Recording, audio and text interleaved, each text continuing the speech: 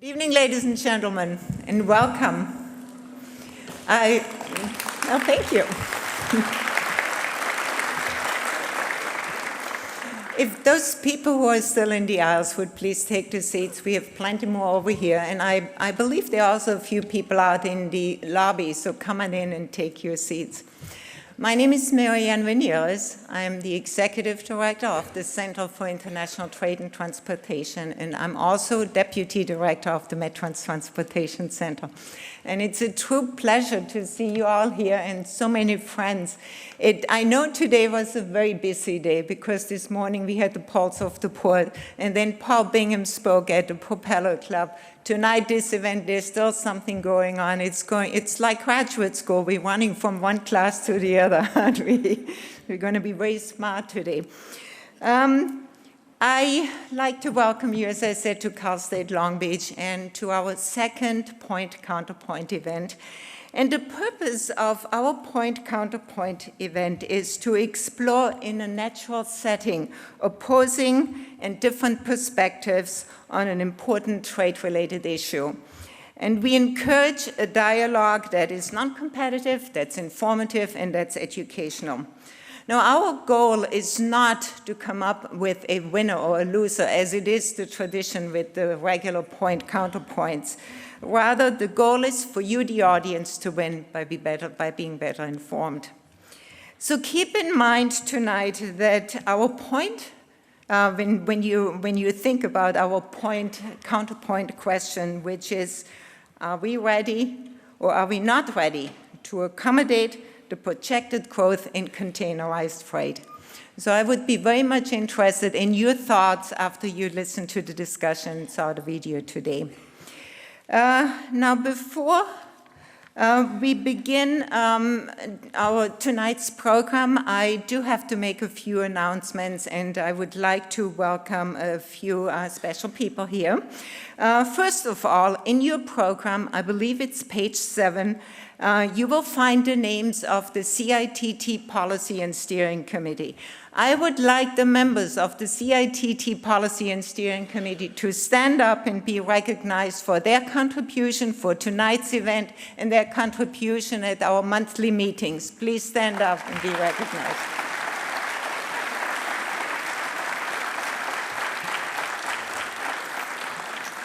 And being at the university, we have our students here. Actually, we make them to come. I would like the graduates of the Global Logistics Specialists, the Masters of Global Logistics, the Marine Terminal Operations Professional, and all the students, even those who came, it's Easter break today here this week, you know, all the students from CSULB and USC to please stand up. Stand up. That's true. These are our students, and this is your future workforce. Isn't that? Talking of future workforce, I do have to say hello to about 30 Caltrans planners that are here with us tonight. This is a group of students that is here with us for a seminar that is presented or held, put together actually by Dr. Tom O'Brien. So thank you for coming. I know you had a long day of teaching at APM terminals today, and I'm very pleased that you could come tonight and be with us.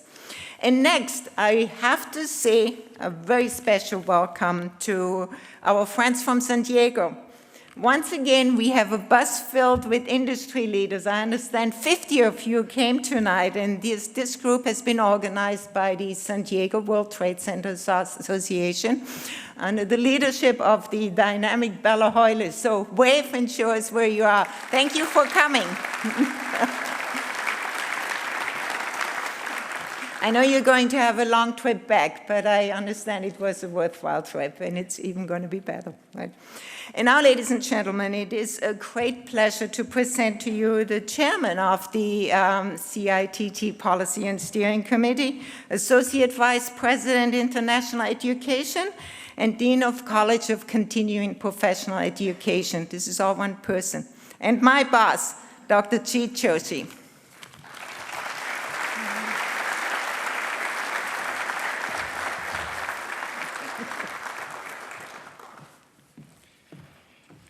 Good evening, everyone. It is my pleasure to welcome you all to California State University, Long Beach. President F. King Alexander is away, but he has asked me to extend his warm welcome to all of you. He is fully aware of the importance of this event. As you are on campus today, I would like to take a few moments to talk about Cal State Long Beach and how we're doing. Well, maybe not very good with the financial situation that we're in. As you all know, California State University Long Beach is a flagship institution, not only in this region, but in the nation as a whole. We are known nationally and internationally for our outstanding academic programs. Despite recent increases in tuition and fees, CSULB remains one of the most affordable institutions in the country. But as you know, the state support for public higher education in California has been dwindling over the last few years. Although Governor Brown's proposed 2012-2013 state budget calls for the same level of funding for the CSU as this year, that all depends whether the voters approve the November tax initiative. If the November ballot measure fails, the CSU could face an additional $200 million cut, which would drop the university's level of state support to $1.8 billion, the lowest level since 1996-1997. But the CSU as a system is now serving 90,000 more students. System-wide, CSU has decreased faculty and staff by more than 3,000, or 6.6% of its workforce over the past 4 years. In addition, class sizes have increased, faculty have been asked to teach more, and administrative functions have been consolidated. Despite these actions, CSU currently has a $510 million budget shortfall, the result of state funding reductions and then mandatory cost increases are not included. If the November ballot measure fails and the $200 million cut to CSU is implemented, this campus, CSU Long Beach alone, could face a $27 million budget shortfall for next year. CSULB does not have enough temporary resources to manage a cut of this magnitude. This is your public university, a university that provides a world-class education to your sons and daughters and many other family members. I'm sure many of you have gone here as well. So I thought you would want to know the difficulty we're facing due to the diminishing state funding. Despite these dire fiscal situations, however, CSU Long Beach continues to be a great university due to the hard work of faculty and staff over many years. Our graduation rates are at historic highs with diverse students. Our faculty achieves scholarly and creative distinctions. We're engaged in our community and around the globe. Cal State Long Beach has a legacy of shared commitments to quality, to students, and to working together. We highly value the work we do with our business and industry partners. CITT, for many years, has been providing outstanding educational services to the ports and the larger goods movement industry locally and nationally. This annual point-counterpoint event is another example of our continued commitment to bring you many excellent educational programs. I also want to thank all of our sponsors of this event. Some of them, you saw it in the slides. We're able to do this only due to the generous support of our sponsors. And all of their names are listed on the back panel of the brochure that you have. At this time, I also want to recognize the many dignitaries who are present in the audience today. The list is long, so please hold your applause until I am done reading all of the names. Representing the City of Long Beach, Council Member James Johnson, District 7. Representing Rolling Hills Estate, Councilwoman Judy Mitchell from Rolling Hills Estates. Representing the City of Carson, Joseph Pinion, Environmental Committee. Representing the Port of Long Beach, Commission President Susan Wise, Commissioner Rich Dines, Commissioner Thomas Fields, Commissioner Nick Ceramic, Commissioner Doug Drummond, Chris Lytle, Executive Director. Representing the Port of Los Angeles, Commissioner Dave Arian, Geraldine Natch, Executive Director. Representing California legislators, Helen Ansel, Office of State Senator Alan Lowenthal, Nikki Tennant, Office of Assembly Member Bonnie Lowenthal, Brian Menigino, Office of Assembly Member Warren Furtani, Val Lurch, Office of the Congresswoman Laura Richardson, and the following officers from ILWU, International Longshore and Warehouse Union, are here as well. Kathy Familate, President, Southern California District Council. Joe Cortez, President, Local 13. Mike Perdue, President, Local 63. Danny Miranda, President, Local 94. Louisa Gratz, President, Local 26.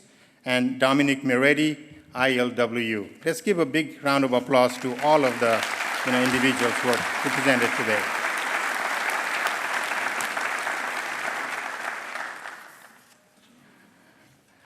As I was talking about Cal State Long Beach, and as Marianne told you, we graduate your workforce, your future workforce.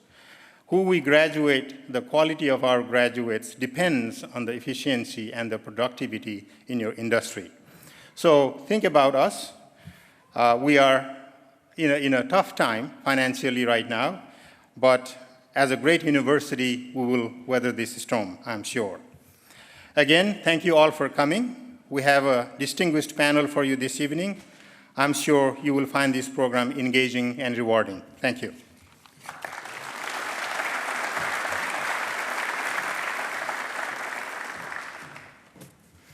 Thank you, Dean Joshi.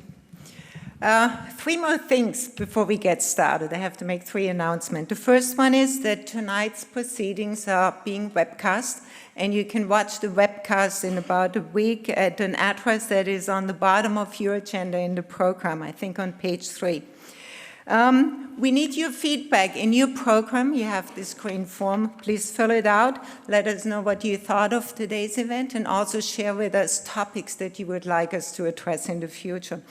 And finally, if you are a planner, you can earn credit. You can earn 1.5 CM units through the American Planners Association, the APA.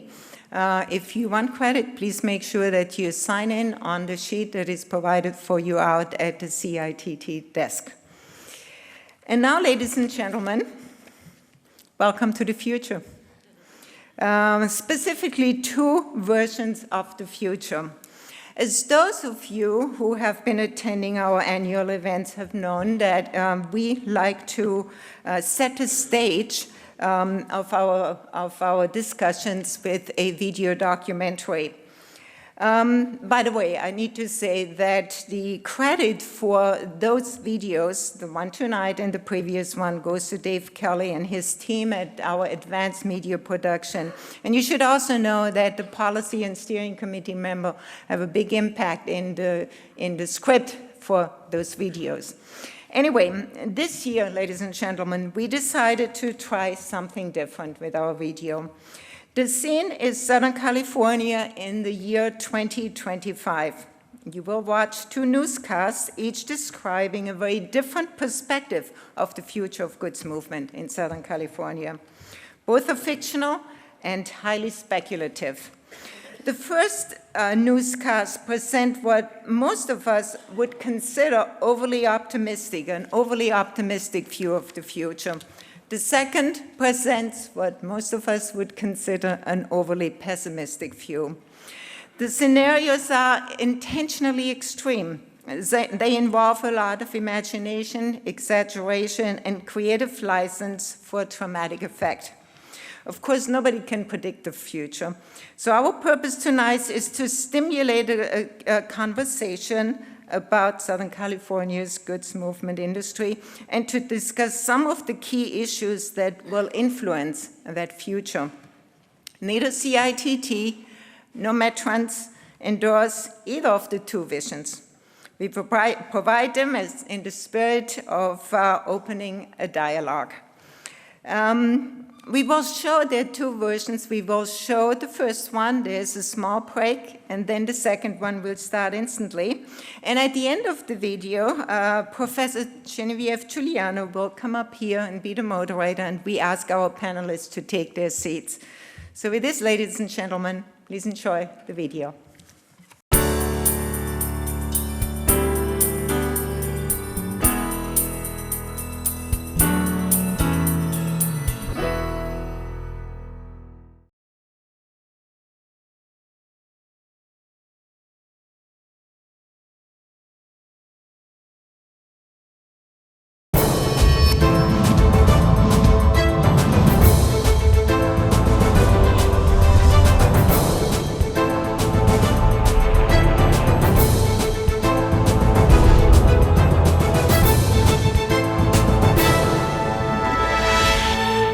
Welcome to the Southland News Network 6 o'clock report on this day, April 1st, 2025. I'm your host, Bob Perkins. Now, our top story tonight involves the record-breaking numbers from the twin ports in the San Pedro Bay. Both the Port of Los Angeles and the Port of Long Beach are moving consumer goods at a phenomenal rate. Officials estimate that between the two ports, nearly 25 million TEUs, that's 25 million 20-foot equivalent containers, will pass through the local goods movement system this year. These volumes would have been unattainable 15 years ago. So looking back at those difficult years, between 2009 and 2012, it was tough to envision the future level of demand and the simultaneous environmental sustainability of the harbor. As part of that backdrop, there was a general economic malaise across the national landscape. It was also a time of congressional gridlock and massive federal and state budget deficits. To make matters worse, there were major disagreements regionally, locally, and within the community over the issues of growth, land use, air quality, quality of life, the scope of adequate infrastructure improvement, and technological upgrades with the laborers-related concerns. All of these unresolved issues threaten to accelerate a market share decline in the San Pedro Bay as the world economy suffered through several serious downturns. At the time, competition for jobs and cargo intensified as newer corridors through Canada, Mexico, and the expanded Panama Canal made alternative ports and delivery routes for shippers much more attractive. To help analyze our past and how we successfully navigated the transition toward achieving today's milestone announcement, we have with us on a live link Dr. Jeremy Sanders. Dr. Sanders is an economist and a professor of transportation and urban planning at South Bay University. Welcome, Dr. Sanders, and thank you so much for joining us. Thank you for inviting me. It's a pleasure to be here, Bob. Okay, so let's cut to the chase, sir. Given all the problems I just mentioned in 2009 to 2012, how did the situation in the San Pedro Bay and in goods movement generally finally get turned around? I mean, some folks thought we were going to become an afterthought in goods movement with discretionary cargo taking flight through Panama, Canada, Seattle, Tacoma. Well, from my perspective, looking back, I believe the pivotal moment occurred during the election cycle of 2012. All of the negative economic factors you mentioned were at play. Unemployment was hovering around 8.5% nationally and between 10 and 12% in California. What happened was there was a kind of group epiphany that occurred among all stakeholders in the local goods movement industry. The first part of the epiphany was realizing that with all of the political gridlock and the massive government debt load, The elections were not going to save us from economic and social decline. Oh, okay. So what was the second part of the epiphany, as you say?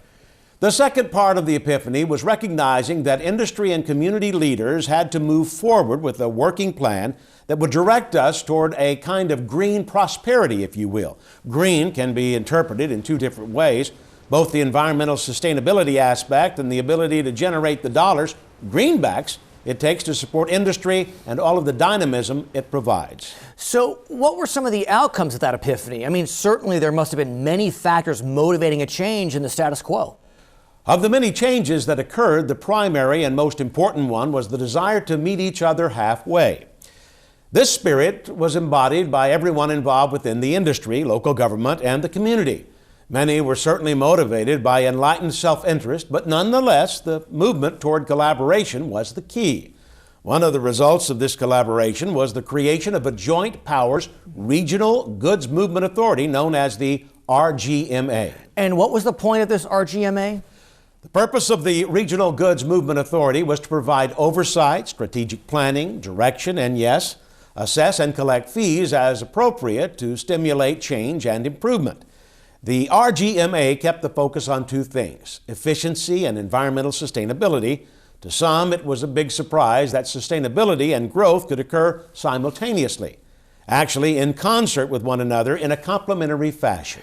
Okay, so let's break it down further. On the one hand, industry was always looking for opportunities to grow, but on the other hand, the community activists perceived more trucks and trains and containers as simply more pollution and more congestion and more health problems and a reduced standard of living. So how did that basic contradiction become reconciled? There were good reasons for both sides to give ground when compromising for the benefit of the other side. In the case of industry, regardless of state legislative action or civil litigation, it was clear that congestion and pollution had to be mitigated as much as possible just to make the terminals and surrounding areas functional at a higher volume level. Now, when you solve the congestion issue, you've also started to solve a big part of the pollution issue. Using alternative fuels, cleaner trucks, and natural gas vehicles helps tremendously, as does implementing alternative marine powering for ships at berth. Also, as a practical matter, it's hard to work in an environment that disables the workers because the air quality is so poor. No one wants to wear a gas mask just to be able to go to work at the docks. So you mentioned the grueling litigation by residents living in the shadows of the big cranes. Now, many of those litigants had experienced trucks jamming the freeways during rush hour. And one response by the industry was the Pier Pass program. And as we know, expanding the logistical operations usually entails expanding the physical facilities and jump-starting more developments like the near dock rail terminals that we now have in place. So how did industry and the community come together in a way that allowed for this kind of development and expansion in light of the earlier concerns by that same community? Well, you identified the Pier Pass program, which successfully incentivized the industry to spread out delivery times. Now, under Pier Pass, we avoided having all of the trucks lining up between 8 a.m. and 5 p.m. during the heart of the morning rush hour and the rest of the business day. In addition to Pier Pass, there were major new developments in technology that enabled the trucks to become what we called smarter. This technology made the trucks more efficient in terms of appointments, arrival times, and locating preferred non-congestive traffic routes via GPS devices and the equivalent smart gates at the terminals. So were there other technological advancements that improved efficiency and sustainability? Absolutely. In addition to the smarter trucks and cleaner trucks, the electrification process at the terminals, which involved implementing cold ironing, eliminated the use of heavily polluting bunker fuel in ships. Ships in port were always one of the major sources of air pollution. Another technological advancement suggested by the RGMA involved an across-the-board implementation of consistent software standards at the terminals. Now, this made the continuity between terminals much more fluid and flexible. Software continuity helped facilitate more efficient movement through the gates. For labor, it was an advantage because skills became more transportable from one terminal to the next. So the story is really about discretionary cargo, those goods that arrive at a port but are destined for regions beyond a 400-mile radius. And That's where the real cargo growth and demand occurs, correct? Yes, that's where the San Pedro Bay had an advantage in terms of capacity and geography, especially when the majority of goods were coming from China and places like Korea, Japan, Vietnam, Taiwan, etc. When some of the manufacturing sectors shifted to emerging markets such as India and Latin America, our enhanced capacity was a key advantage in handling imported goods from those areas as well. Wherever the discretionary cargo comes from, it takes a well-developed rail system to make the intermodal delivery system work. Lots of trains require lots of grade separations if you are going to keep things moving without bringing urban streets to a standstill. The Alameda Corridor was the model for the grade separation process, which continued developing under the RGMA's guidance. Doctor, I want to address the community's reaction to all of this and how the activists were able to find common ground with the industry and its growth.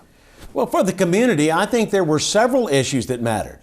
The high unemployment rate, hovering for several years, had made everyone concerned. Often you heard people saying any job is a good job in a tough economic environment. It became clear that a lot of the jobs related to the ports and warehousing were not just good jobs, they were really great jobs compared to work in other service sectors that offered low pay. Now, the recognition occurred that the harbor was not just a generator of pollution and traffic, but was also the lifeblood of the community in terms of economic activity. I'm sure that realization was the most important factor. Now, when it became clear that reducing goods movement meant adding more friends and neighbors to the unemployment line, self-interest began to swing in favor of compromise on litigation issues. Foreclosures and abandoned houses and local shops closing down have a way of getting people's attention at the neighborhood level. But what about all the important health and lifestyle issues people expressed? Health issues were always a concern for the community, as you would expect. Ultimately, people tend to feel healthier and have a better life when they have a job, as opposed to when they've been unemployed. Cleaner trucks and alternative fuels also made the air cleaner, so the industry was starting to pass the all-important smell test, quite literally and figuratively. I also think it became more obvious that a productive, thriving industry generates the funding for more progressive technologies and services that can not only clean up after the industry, but also contribute to improving the quality of life in the urban sphere. Was there anything else the feds did to help the San Pedro Bay in terms of environmental mitigation? Well, because local industry and local leaders took control of matters in the harbor, the feds were able to assist the local efforts and cast an approving eye on the environmental programs underway in these green ports.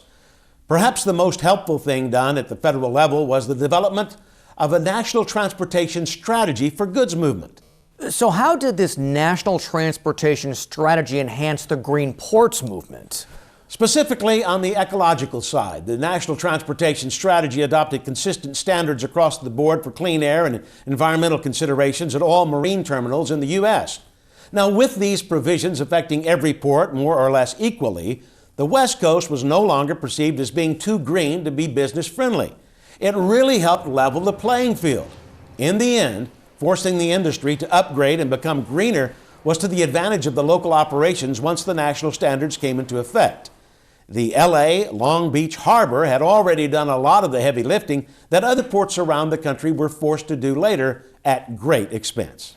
Doctor, in the few seconds we have left in this segment, could you give us a final thought to consider as we celebrate the success of the San Pedro Bay? But before I say goodbye, I just want to say in summary that I've made it sound like all of these positive developments came about quickly, rather easily and smoothly. The truth is, these accomplishments we're talking about today, with 25 million TEUs traveling through a green, environmentally friendly system, occurred after a lot of effort, a lot of planning, collaboration, and a lot of just plain hard work. It was more than a dozen years in the making. Now, you have to think in terms of at least a decade when improving your goods movement process. Okay, I think we'll leave on that note. Thank you again for joining us, Dr. Sanders. Again, my pleasure, Bob. Okay, we'll be right back.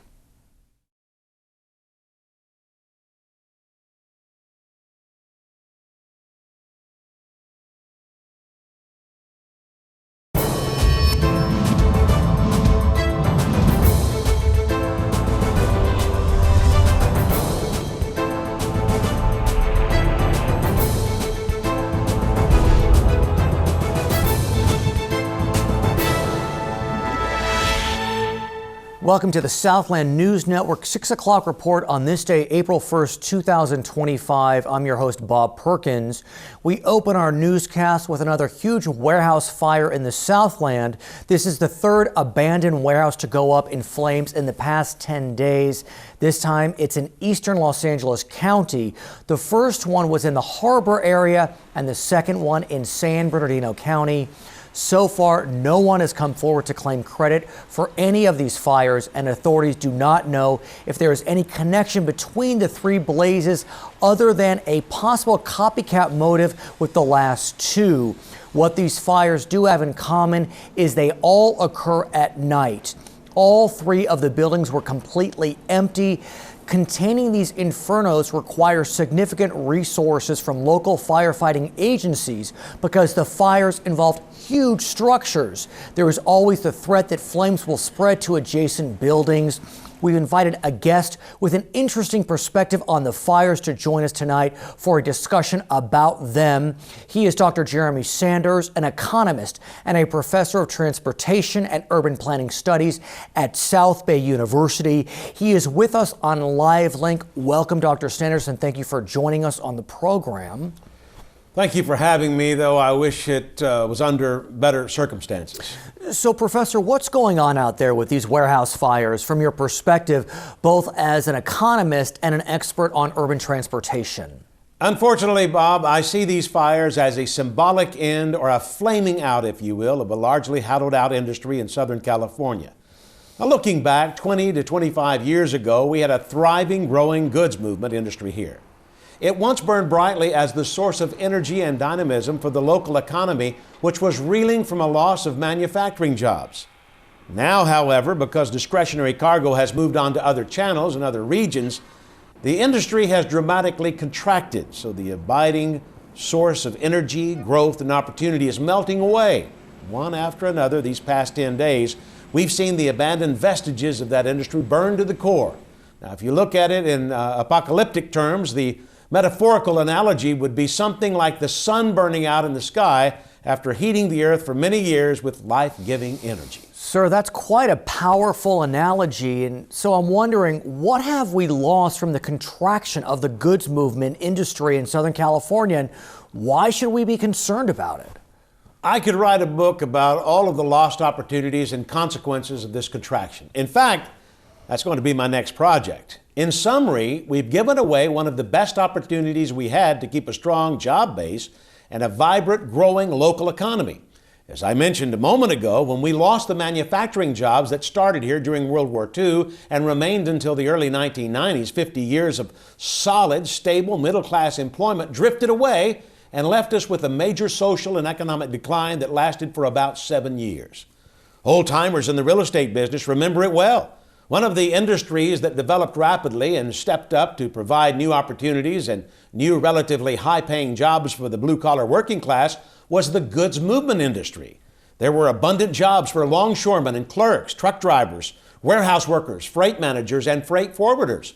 We also had lots of jobs for railroad employees and all manner of logistics personnel.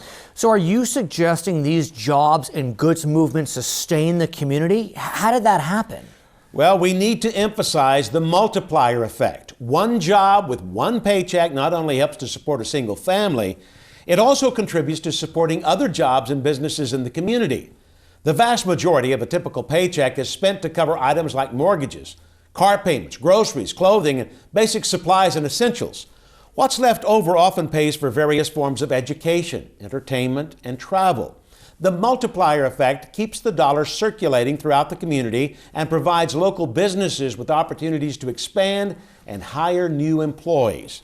Banks and credit unions also become stronger when people have money available for new accounts and also when people have the ability to afford loans for new purchases. So what happens when a local industry experiences a steep decline? When we have an industry in contraction, jobs are lost and the multiplier effect starts to operate in reverse. Not only do the newly unemployed people become traumatized and see their purchasing power begin to evaporate, but those who are still employed also get scared and start scaling back on their spending. Local businesses begin to feel the brunt of it and start laying off their employees. Eventually, These local businesses close as the cycle continues a downward spiral.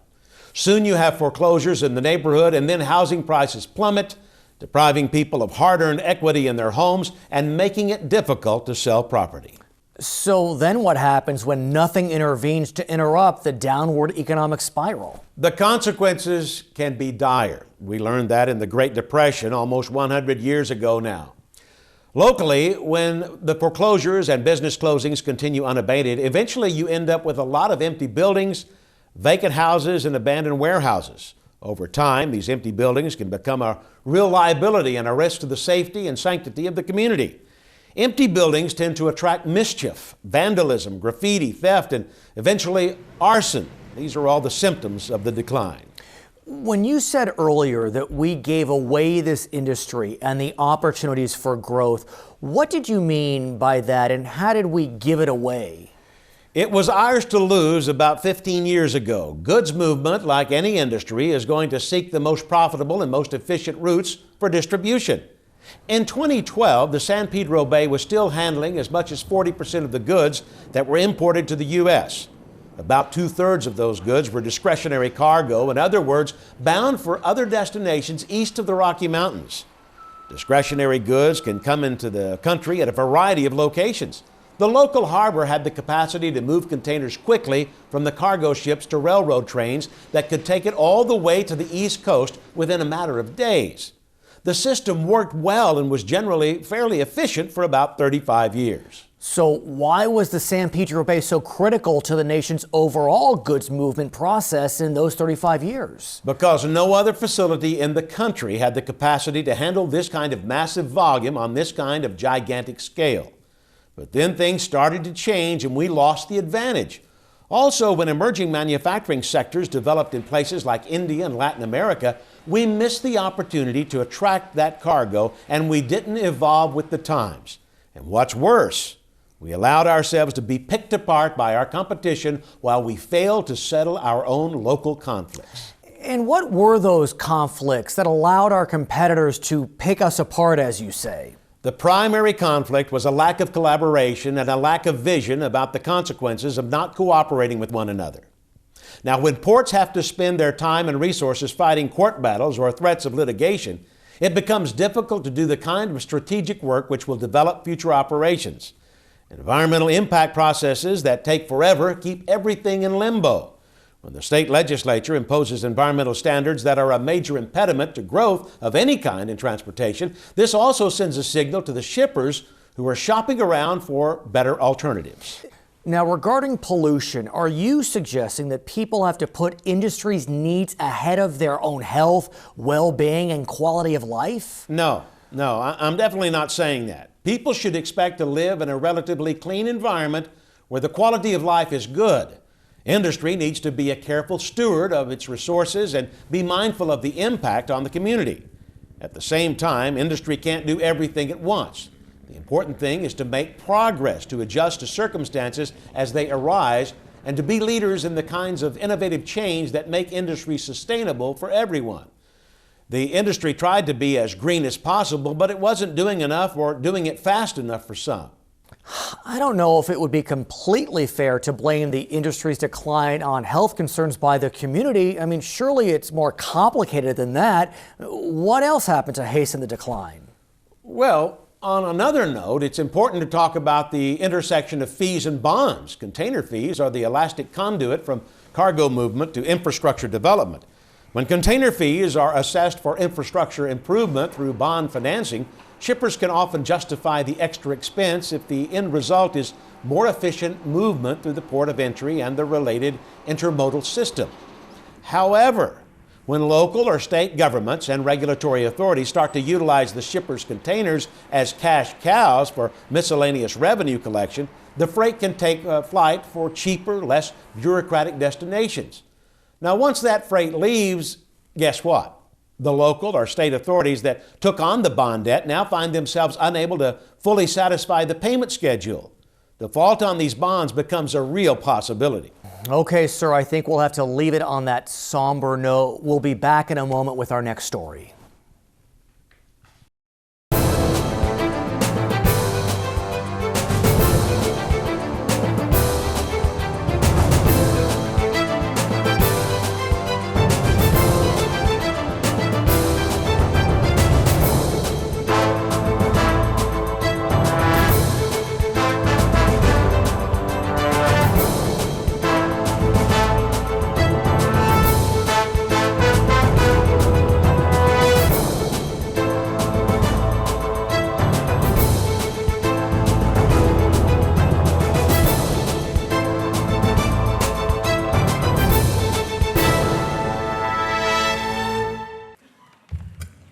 Okay, so you saw some good stories there, right?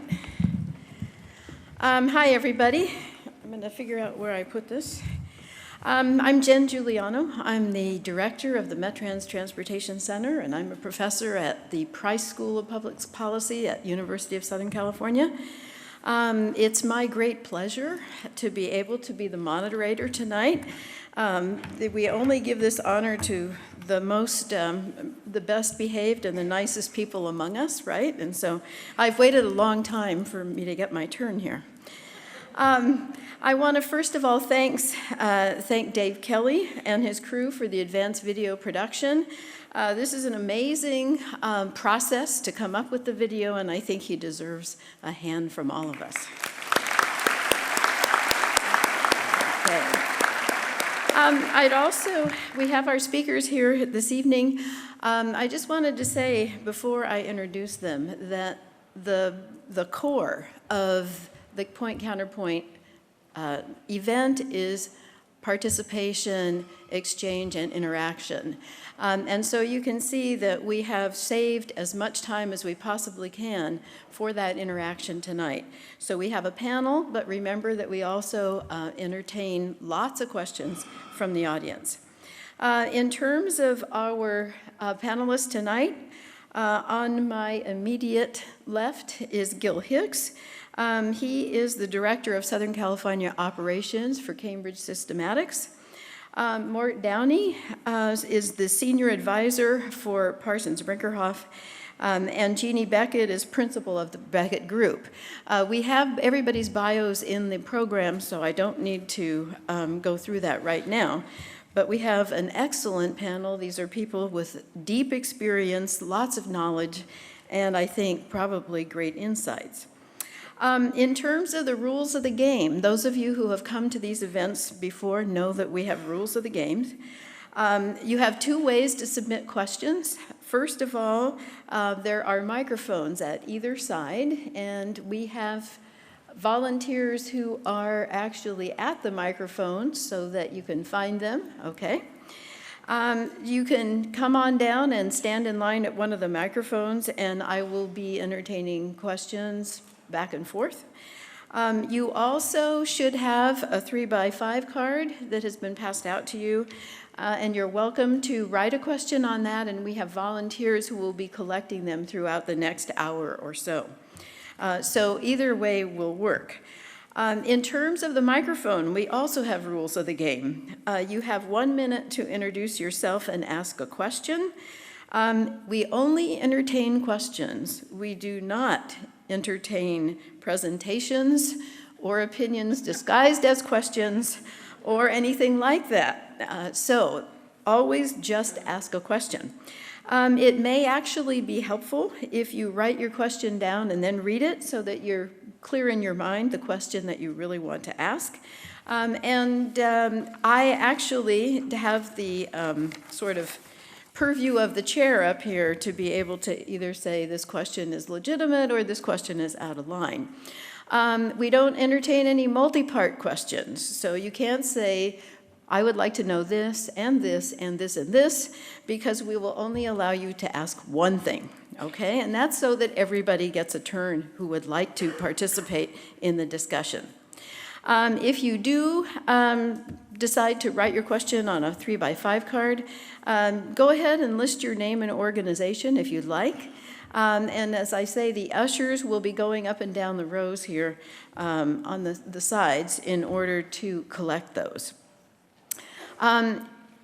Please do, if you're going to use the 3x5 cards, write so that we can read. That's always important, right? I tell my students that all the time. Also, if you can either name a panelist, if there's a specific person that you would like to ask, go ahead. If not, I will pick the person or I will ask for a volunteer from the panel. Panelists don't really have to answer any question. They can also defer, so that's another rule of the game. And we try to entertain as many questions as possible. So that's all of the rules of the game. let us begin. And I'm going to start with the first question. This video, the evening's video, has shown two very different and I would say very imaginative visions of the future. And my question to the panelists is, are we currently on a trajectory to the first vision or to the second? And in your view, what factors will determine whether Southern California is thriving or surviving in 2025? And I'm going to start with Gil. Thank you, Jen. And first of all, thank you very much for inviting me to participate. The reality, and I think the truth is, the jury is still out on whether we're going to get Vision 1 or Vision 2. But that's the last time you're going to hear me say that tonight. And the reason I say that is that we have to be positive about our future. We have to have a strong vision of what that is and the motivation to reach that vision. And if we don't, it's just going to be a self-fulfilling prophecy. If we don't think positively along those lines, we're going to get the second vision by default, and we really need to avoid that. Some of the factors for getting us there, or some of the key ingredients, were really excellently described in the video itself. We have to have a collaborative attitude. We have to have a willingness to listen to each other. There's a popular song that I like that has a lyric in it that says, you can listen as well as you can hear.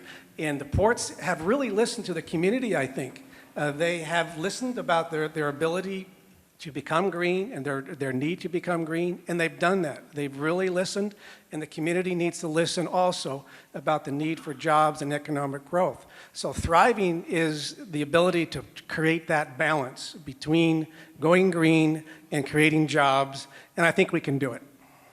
Mort. Thank you, Jen, and thank you for the invitation to be here. Anything that gets me out of Washington is good, especially this week. Yes. I viewed those two presentations as kind of bookends, two extremes, really to get out some points. Outcome will likely be somewhere in between, but it could tend in either direction. I agree with Gil. The jury is still out.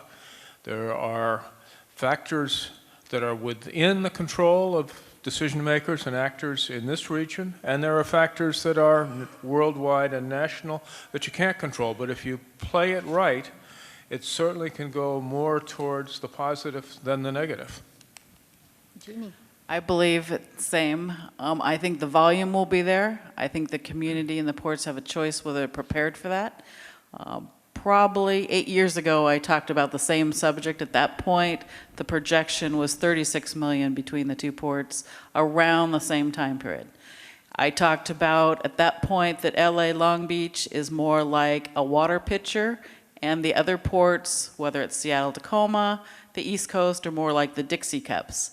You can grow a whole port in a year in the good times. So the question is, can you come together to find a solution? And it has to be everybody coming together to first want a solution and then working together to find the solution. If you can't do that, then the negative things can happen. We've seen that both in the current economy, that when volume drops, then that multiplier effect kicks in very, very quickly. People leave town, your experts leave town, then the ship rotations change, and it just becomes a spiral in the negative that's very hard to change. Okay, I'm going to ask Mort a question while people are gathering their thoughts. Are there examples of other regions that have encountered major freight challenges that are at least comparable to what's happening in Southern California and figured out ways to solve them? And certainly we'd like to learn from those kinds of examples. Well, one thing that struck me in looking at the two videos, I used to work in New York in the 60s, had a nice office that overlooked the Hudson River, and the only thing that ever would happen out the window was another pier burning down. Now, the good news was that the cargo had moved to other parts within the port, but it really told you that it is a possibility to see everything dry up and blow away. But there are other places that are really dealing with this well, and at the risk of speaking about someone who's considered your competitor, let me talk about Panama. I've done some work down there in the last few years. There is a group who get it. they understood that the ability to move goods and all the things that came as a result of that was the heart of the economy of that country. And with the vision, they said, let's invest what it would take to make our future a positive one. And then what kind of a project can be put together? How can various barriers be overcome? How can it can be designed in such a way that it's an environmental plus and not a minus? But it was all on the basis of a nation, I'm sure a nation that's smaller than the population within this area, but one who said, that is our prime asset, that's what drives our economy, let's do what we have to do to make sure that it's a positive for the long term. And we'll see how that all works out. Gil, the Alameda Corridor is everybody's example, right, of great stakeholders getting together and solving a major infrastructure problem. So we did it once in Southern California. Does this mean that we're capable of doing it again? Well, it absolutely means we're capable of doing it again, but recall that it took quite a while. It took 17 years of difficult negotiations with various parties, the railroads, all the cities along the corridor, et cetera. But where it started, I think it's important to explain where it all started. And it started with the Southern California Association of Governments plan and adoption into the Regional Transportation Plan in 1984. It was way back then, at the end of a 2-year planning cycle. And it's always good to have that regional backing, that regional foundation where there is a consensus regionally that this is a good thing to do. From there, it took an implementing agency. In fact, 2 of them, the ports of LA and Long Beach, took the lead in doing the environmental work, the engineering work, and providing the seed money to get it to go forward. So it's a sequential process. But all along, though, we had to keep a positive attitude about it. There were setbacks, there were conflicts, there were disagreements about what it was going to look like, whether it was going to be at grade or in a trench, and it ended up being in a trench. And essentially, the good thing about that project was it was this balance, it was this green prosperity. It provided additional capacity for industry to move cargo more efficiently and planned for cargo volumes in the future. But it also was a major mitigation project to reduce delay and to reduce pollution. So there was truly a win-win solution. I hate to say that it's a cliche, but it was a win-win. And we need to find other win-win solutions for our projects. And we have to realize there will be conflicts and difficult negotiations, but it has to be done hopefully in a civil manner, and people can get their viewpoint out on the table, and compromises need to be developed. The trench was a major compromise, frankly. Originally, the ports didn't want to do it. Later on, they said, yes, that makes more sense, but they listened to the cities along the corridor on that, and the ports compromised. The cities compromised on other issues as well. So it is a difficult negotiation. All of these major projects, whether it be SCIG or the ICTF or the I-710 project, they're going to need compromises. But again, a positive vision, positive attitude, getting that vision implemented is critical. Thank you. We have a person at the microphone on my left. Hi, my name is Marcy Bielma. I've been in the ILW as a Marine clerk for 27 years. She asked me to introduce myself. I'm very excited about scenario number 1 because I've been a sustainability advocate for nearly 30 years. My question is, will there be an effort to create sustainable living environments and sustainable homes, or is that limited to transportation infrastructure? Any panelist? I'll try. Since I'm out of state, I probably could respond. I think growth needs to be managed, and it needs to encompass all facets. I think you've mentioned many of the facets. It's transportation that generates the cargo availability, which generates the revenue for both the ports as well as the cities and other communities, which then have the resources for some of the social programs and some of the traditional services that cities and counties and regions provide. I think there's the balance of finding for the locals the appropriate, not only good streets, but clean air, good schools, the appropriate housing stock. The whole piece needs to be, as Gil and Morta said, a compromise. It can't be one and not the other. I might just add that we're expecting something like 4 million more people to be in this region by 2035, and another 1.9 million employees or thereabouts by 2035.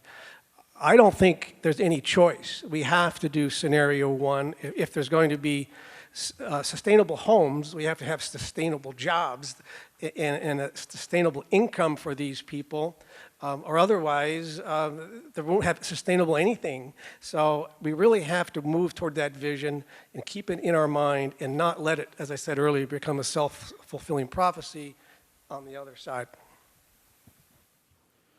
We have somebody on this side. Yes, my name is Paul Sanchez, 38192, International Longshore and Warehouse Union, Los Angeles Long Beach Harbors, Executive Board Member. I'd like to direct this to the panel. I'm glad to see that this theme of this is an environmentally sound presentation. My specific question is dealing with cold ironing, okay? The ability for ships to plug into the dock and use the viable power that's afforded to them on the dock instead of using the on-ship generators, which has a tendency to burn large amounts of bulk fuel, bulk crude oil, which does a large amount of the pollution in the harbor. Because in turn, if they do apply those processes right there, it creates jobs. It creates jobs for pilot butts and other union tradesmen to build these services to the ships on the docks. But in turn, it's always a big question, where does the money come from, okay? And the money has to come either from bonds, called federal regulations, or in turn, federal grants. How in turn can we see to find this money to ensure that we can improve our docks and in turn improve the operation of ships, so no matter how many ships we have, we can keep the docks operating in an environmentally sound manner? Do you people have any answers for that? That was a multiple question. Laced with a few statements. So the panel may answer whichever of those questions that you would like.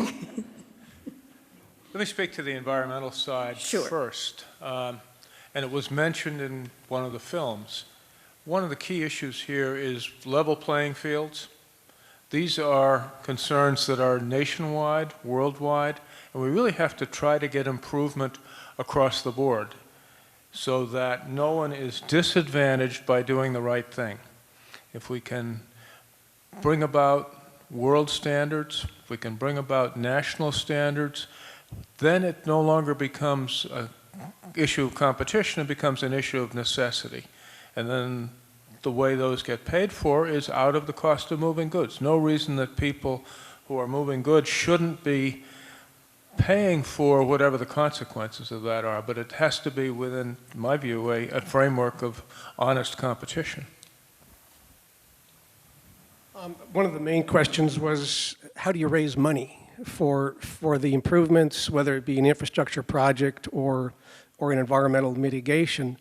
I think the starting point is understanding what you want to build, what you want to do, have a clear vision of what that project is, and that takes time. A lot of the times there's debate about what it is going to be. And then secondly, there has to be a strong consensus among multiple stakeholders that are going to benefit from this project, that is what you really want to do.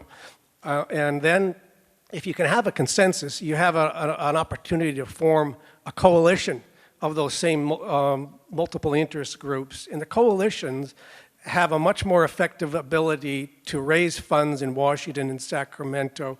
But if there is a dysfunctional relationship among all those stakeholders and they're disagreeing on everything, it's very hard to raise money.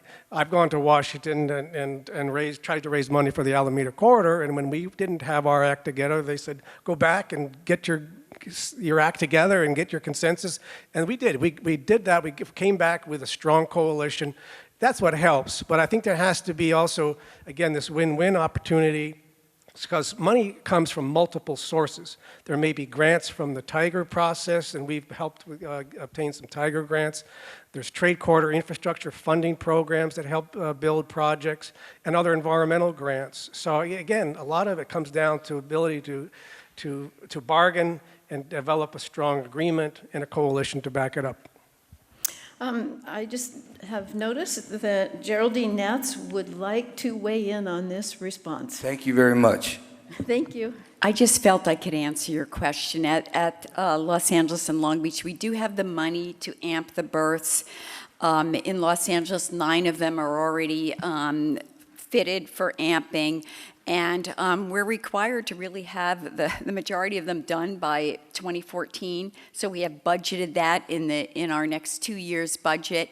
And so we do have some bond money. Also, the bond money that's coming to us came with strings attached. So the ports have to go ahead, they have to make the investment in the infrastructure, but in order to get the reimbursement of the grant money, the carriers have to plug in, and they have to plug in more than 50%, which is the base requirement. So the state's not going to allow us to use grant money just to meet a regulation that comes into effect, that we have to do a little bit beyond that regulation in order to get that money. So we're well positioning, we're working with the carriers to be sure we do that, but that was a high priority for us, and so the money will be there. Thank you, Geraldine. I think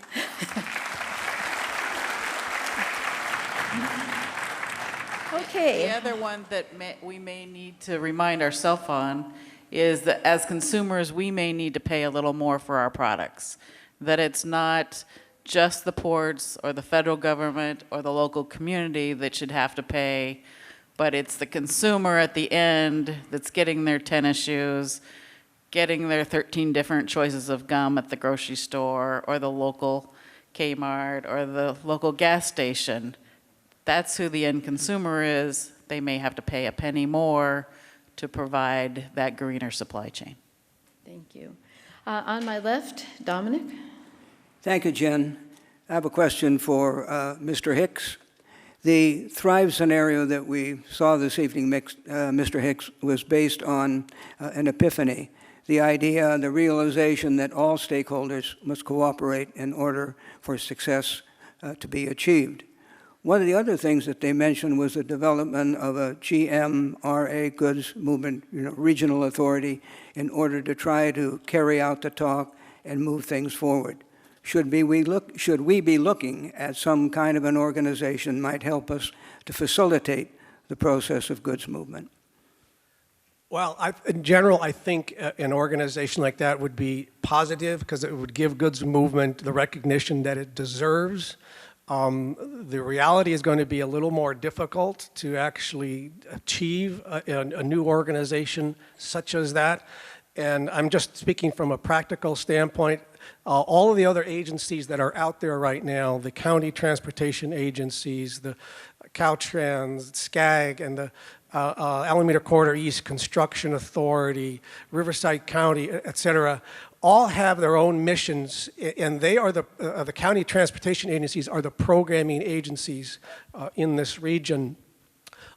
They have done a pretty good job, I think, in getting a consensus among the groups, particularly for the Trade Corridors Infrastructure Fund process, which was a consensus-building task of trying to figure out where this grant money should go, what projects should be funded and what projects should not be. So in lieu of a brand new agency, that TCIF consensus group, as they called it, worked pretty well as a surrogate for a goods movement agency. But what brought them together in that instance was a special fund, a $2 billion fund provided by state, Proposition 1B, that motivated them to work out their disagreements and competitive instincts among themselves. That was the rallying point. Money is the key thing. The existing agencies will jealously guard the money that goes to transit and highway projects they get from the federal government. I think Mort will probably agree with me on that there isn't a whole lot of money from these standard grant programs to share. When there's new money coming in, like the Prop 1B money, specifically for goods movement. These agencies have done a good job. So that is probably the best next thing to a regional goods movement authority. But in the end, sure, it would be great to have a real recognition that it was worthwhile, as long as we didn't usurp the responsibilities and funding authorities and programming authorities of those existing agencies. Thank you, Mr. Hicks, for your insightful comments. If I could just follow up on, Sure. on one part of that. We're hopeful that we'll see a federal transportation bill in our lifetime. Right now, I'm hopeful that they'll actually do an extension tomorrow for 30, 60, or 90 days to keep working on it. But one of the things we have tried hard to get into this bill, even though it probably won't have much in the way of new money, is some focused freight investment as part of that. The Senate has included that in their bill, the House has not, but they are eventually going to either have to take the Senate bill or go to conference, so there's a chance. But both the House and the Senate are calling for a national freight strategy and a series of nested state plans and regional plans so that those ideas and those projects and those arrangements to execute them will be incentivized by the availability of those federal dollars, and we'll continue to work to try to get that in that bill if we ever get a bill. I would like to follow up on this, and then I'll give you a turn, Jeannie. It's all well and good to have a freight policy, and I think probably the people in this room would love to see a freight policy, but what they'd really love to see is some of the freight policy being focused on Southern California. And so one of the big questions here is how do Southern Californians actually communicate the case that this is a very important part of the national economy, and that therefore part of the federal pie in terms of funding should be supporting the national role in Southern California. How's that done? And Jeannie, would you like to? Yeah, I'll try. I think you start with one voice, but that's a collaboration of all the voices. What I've seen, I'm a grant writer for Tiger Grants. I've studied who wins and who loses. The winners have a huge collaboration, whether it's a very small town in Montana that got $10 million. They came in with probably almost 40 letters of support from every level of the politics side, down to the users, down to the local chambers. It was amazing of what they did in a small town in Montana.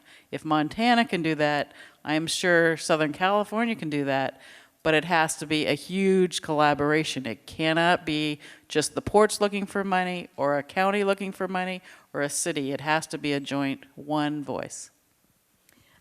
To follow up, given that Seattle is the home of the FAST program, could you say a few words about the FAST program and whether you think that's a model for Southern California?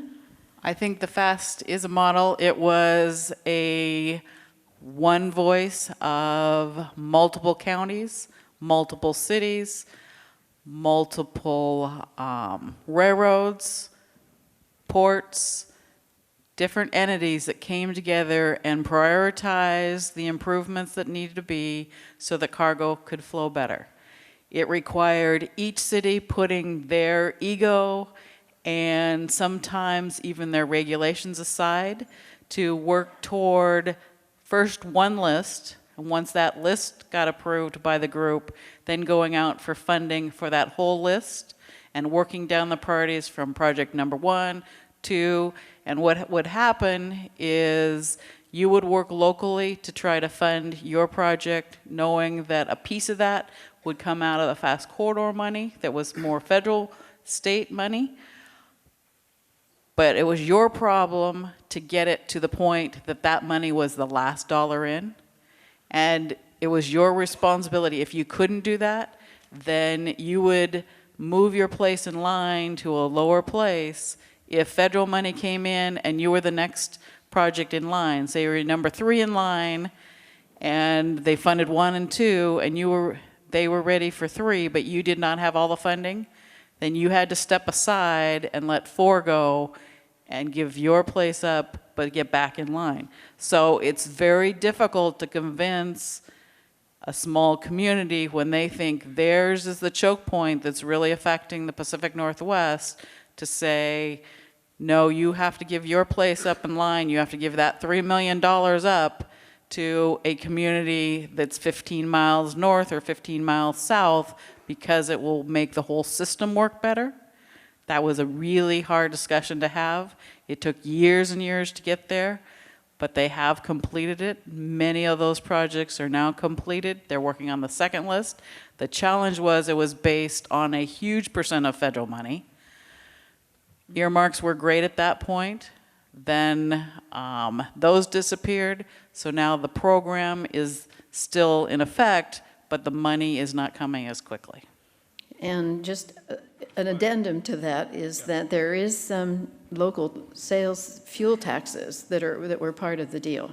Yes, it was a conglomeration of, as I said, federal, state, and local money, that each project had a local sponsor. They had to come up with their own funding plans. Part of that, if they were on the prioritized list, was to get money out of that, a quote, pot of money.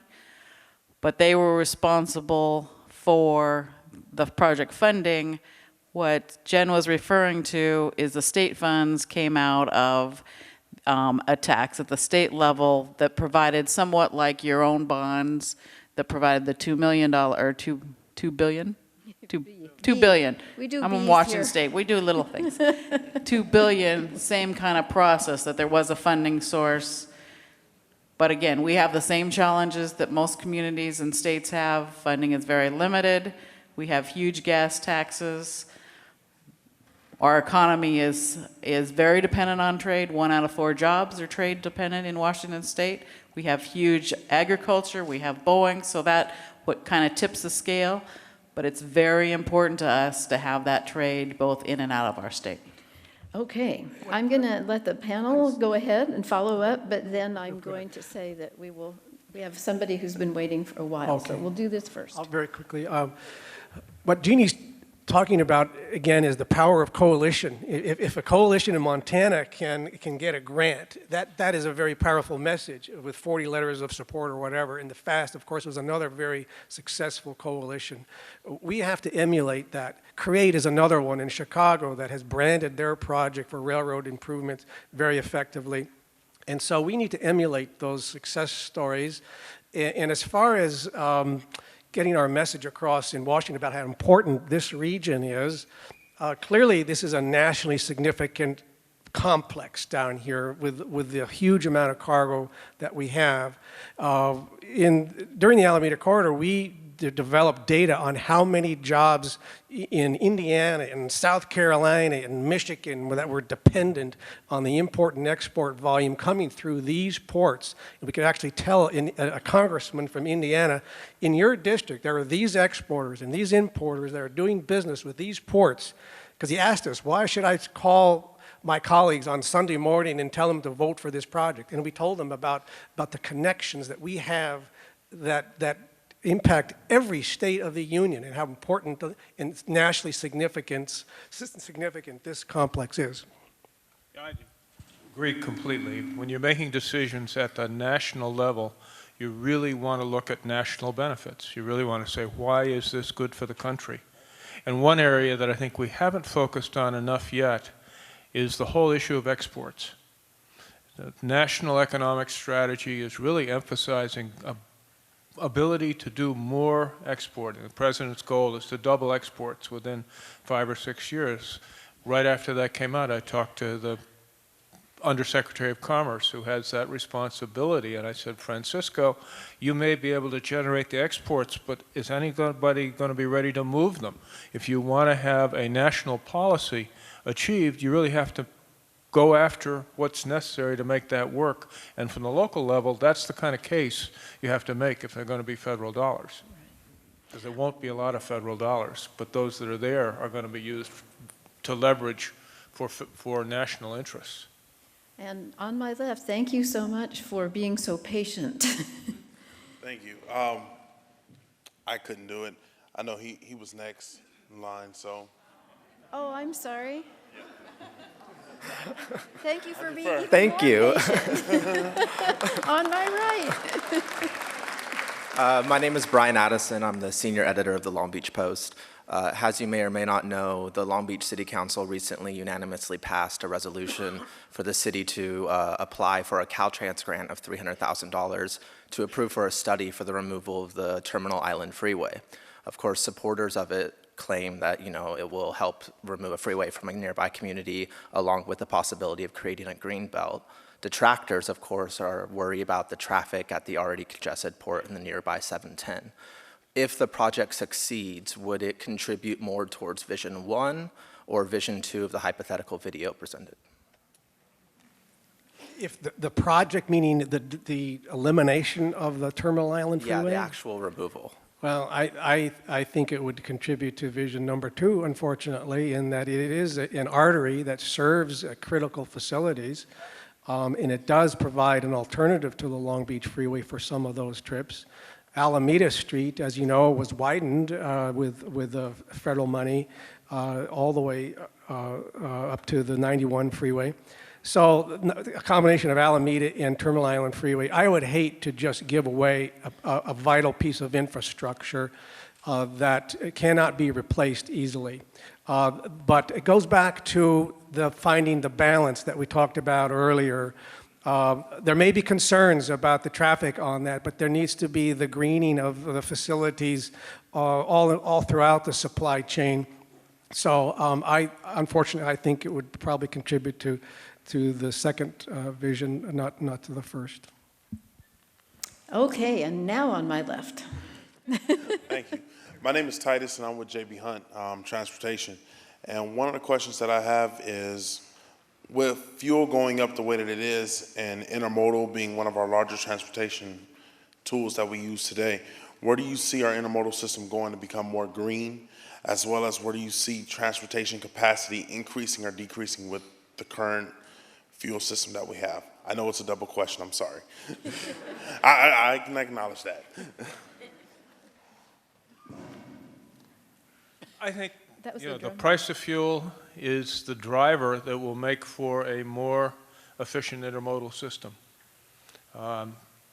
Ray LaHood and John Picari at DOT always talk about, let's move things as far as we can by water and then get them onto rail and just deliver the last mile by truck, because that's environmentally sound. But with fuel prices going up, it's also going to be the economic decision.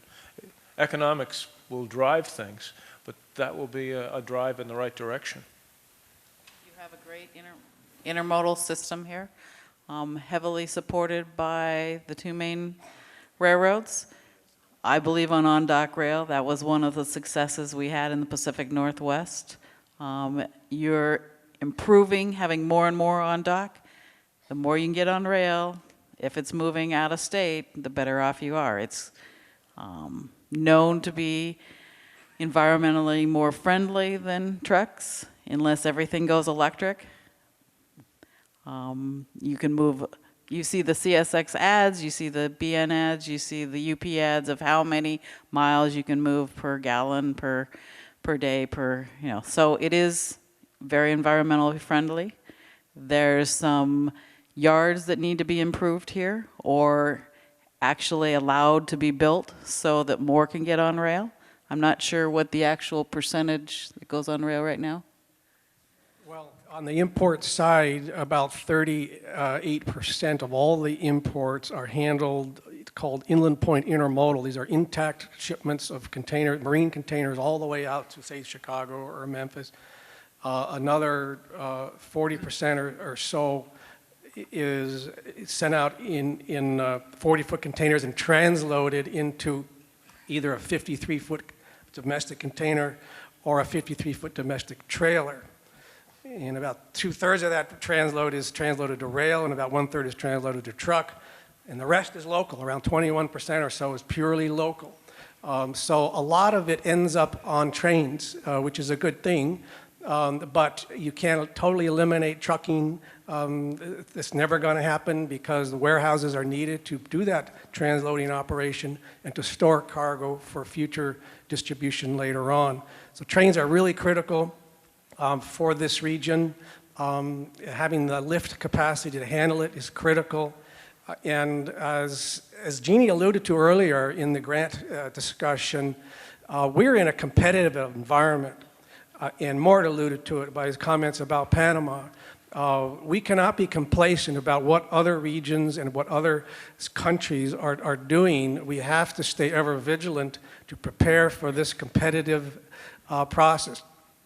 There's about $18 billion worth of projects in the Gulf Coast and East Coast ports that are being planned to help steal cargo from our region. Another $6 billion worth of railroad projects on the East Coast and Gulf Coast areas. Not to mention the $5.25 billion being built into the Panama Canal. So while some analysts feel we're going to have a bunch of diversion to the Panama Canal, some feel it would be fairly minimal. The truth is no one will really know until it's really built, but we can't afford to be complacent about it. We have to get our own projects, our railroad projects built, our highway projects built, and move them faster. And that's why we're working on another coalition called Beat the Canal, and other members of the audience are participating on that too. And we need to do a good job of competing. Okay, I think we have another question on my right. Yes, hello, my name is Ian McMillan, and I'm here representing myself as a local resident. And I apologize right now for asking a very oddball, off-the-wall question, but I think it's an important one. There's a lot of high-level thinking and strategy that we're talking about, and I think I really appreciate that. I think we all do. As a quick background, you know, over the next 25 years, there's roughly about $500 billion that's projected to be spent on transportation to kind of push us towards Vision 1. That's in the most recent regional transportation plan. Along about that same time frame, 25, 30 years, there's a prediction that there's about a 50-50 odds of the big one earthquake happening here. And when we think about the big one, that's Hurricane Katrina level or worse to our region. And I'd like to hear what the panelists think about high-level planning that is happening to address what happens after the big one, considering we're already thinking about $500 billion without it. Thank you. Well, I can tell you about studying. well, recovery plans are probably in the work, aren't they, Chris? The recovery plans are part of the port strategic planning. And there's also studies about the inevitable sea level rise that may impact the terminals. It's maybe not quite as traumatic or as intrusive as an 8.0 earthquake could be. But the ports have to have contingency plans. And if they don't, a lot of cargo is going to be missed. And so they're playing scenarios about what happens, about how to get people off the terminal island in an emergency, for example, how to move the cargo in other ways. If the 710 is shut down or whatever, you've got to be able to move it somewhere else. Heaven forbid if one of the bridges fell down, they've got to be able to move it out. So they're doing these contingency plans. I can't tell you the exact details of it. Chris could, but I can't. And I think they're also being looked at a national level. I mean, the resilience that's needed for the national economy means we need a certain amount of redundant capacity in order to deal with uncertainties. The shipping lines and the shippers are also looking at contingency plans, whether it's a national disaster, labor issues, a community that chooses not to grow. They're looking at the Four Corners approach, so there are choices that they're in those other ports on those four corners so that if one of those does go down, they have three other choices. It brings back the other question about the Terminal Island Freeway. Why remove one of your arteries if you don't have to? I just wanted to mention that the universities do a great deal of research on this very topic. And there are all sorts of studies that are done to figure out exactly what would you do if the bridge came down, or if this happened, or if that happened. So there's a whole field of research, and there's a huge amount of preparation that goes on within all the major government agencies and major industries in Southern California. I would like to change the subject because there's a question from the audience that I think a lot of people in this room would really be interested in hearing, and that's the issue of automation at the ports. One of the ways, it is argued, that we can reduce pollution is to use various forms of automated equipment. So the question is automation one of the answers for reducing pollution? And if it is, does it create more jobs or does it eliminate jobs? Deep silence. I know this is a touchy subject for the folks in the audience on automation. However, I think automation is going to be inevitable, and hopefully it will not reduce jobs. In fact, I know that the unions, both ILA and ILWU, are very keen on making sure that the jobs are still preserved, even though automation comes into the terminals. It's not just a question for terminals, it's a question for the entire logistics chain, and that includes truckers and the railroads and the warehouses and all the information exchange that takes place. And we are doing some studies about how much intelligent transportation systems could help the flow of cargo, having message machines on the freeways to tell them where the congestion is located. And I know the shippers and the truckers are really keen on trying to make sure that they can get in and out of the terminals as quickly as they can. I think progress is being made, but there can be improvements made in terms of the information available to truckers about where the delays are occurring. And there may be technology that can help with that, GPS or otherwise, that can improve the situation. I think we all need to keep an open mind about it, and I think it will create jobs in the long run. Because it'll allow throughput to continue, congestion reduced, and therefore the Vision 1 can be more realized because of that. And again, it's a series of compromises that folks will need to make, I'm sure. I guess my answer would be, this morning I was at the Pulse of the Ports, heard from, I can't remember which speaker it was, but of how long the wait times for certain truckers are on dock. If I heard it correctly, a lot of that was either due to fat keying of a number, transposing a number. So there was some human intervention that caused some delays. If technology could be used to improve that, so that improves the throughput and the velocity, I think everybody's going to have better jobs, more jobs. If we think of just automation versus taking people off docks, that can be very safe, but it may not provide the jobs in your community. It may provide more jobs, but they may not be on dock or near dock. So I think we have to be careful which verb we use and what we mean when we pick a verb. That are we really looking for, is it really automation or is it technology?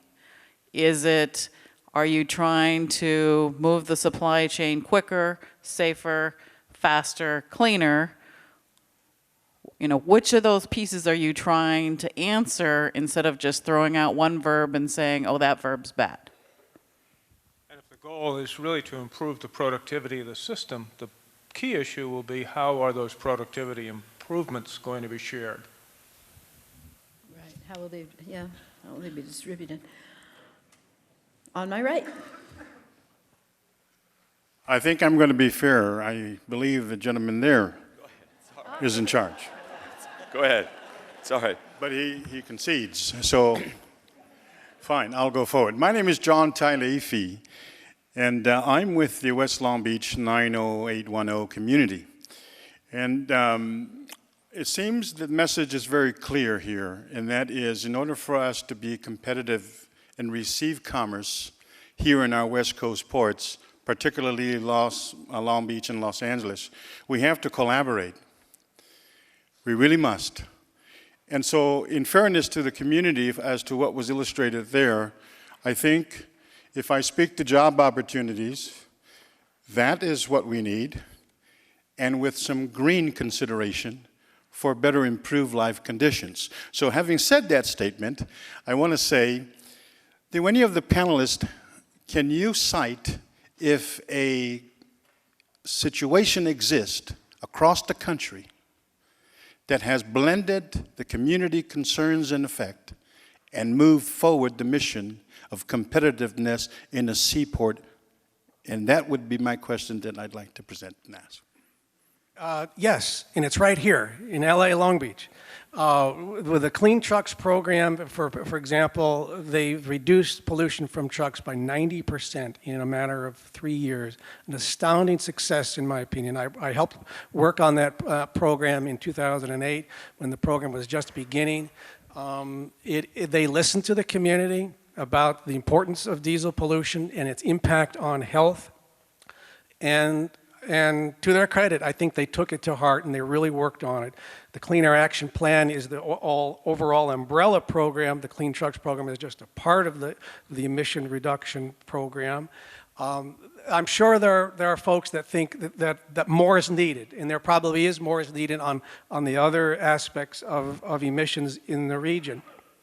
So it's clear that emissions have a negative impact on health. But a question that never seems to get asked is, what is the impact of poverty on health and the impact of homelessness and joblessness on health? There are clear statistical correlations between poverty and health. All you have to do is go online and search correlation between health and poverty, or impact of poverty on health, and you get a whole slew of very credible academic studies documenting those relationships. So I think the community also needs to listen to that story about jobs are critical to this region for health reasons as well, both physical health and mental health. Anybody else? I think we all need to step up. How many in the audience took mass transportation to get here tonight? Okay, so there's a handful. And San Diego, thank you, all 50 of you. That's good, but there are more contributing factors other than just the port to our air quality, and I would encourage you all to think about what you do each day and how you can improve the air quality by your basic activities. Okay, gentleman on my left. Thank you. I'm Mike Gentili. I'm a K down at the Casual Hall, Longshoreman. I'm also a teacher at middle schools in Long Beach Unified.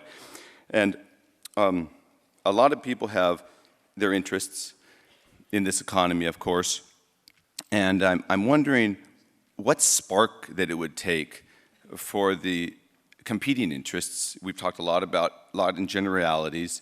Obviously, I understand that for this format.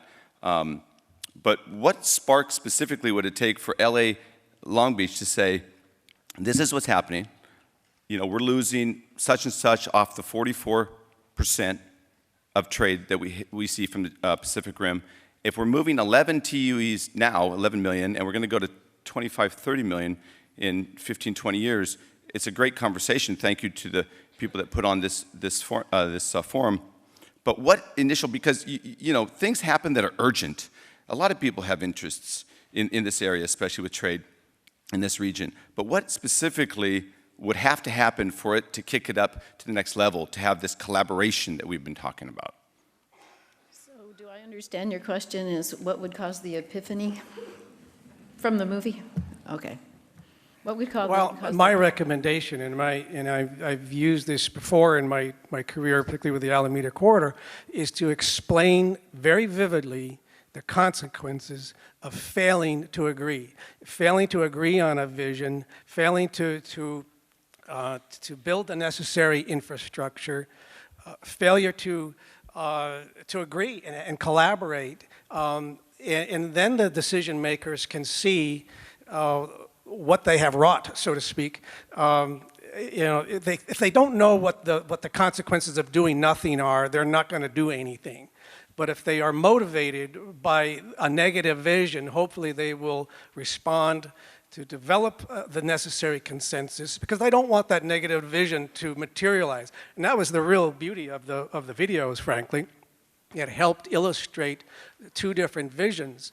But it may sound a little bit like negative marketing, but you have to do that in order to explain, if you don't do anything, you're going to get this. What I worry about is that the region will choose the do-nothing alternative by default, which has the same consequences of consciously doing nothing. But through, hopefully, this consensus-building process, this dialogue, we can avoid the do-nothing alternative.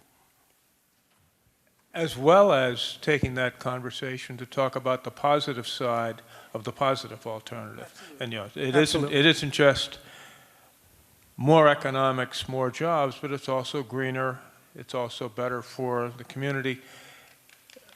If we put those goals out as part of the equation. I'd like to ask a follow-up question. We haven't explicitly talked about leadership.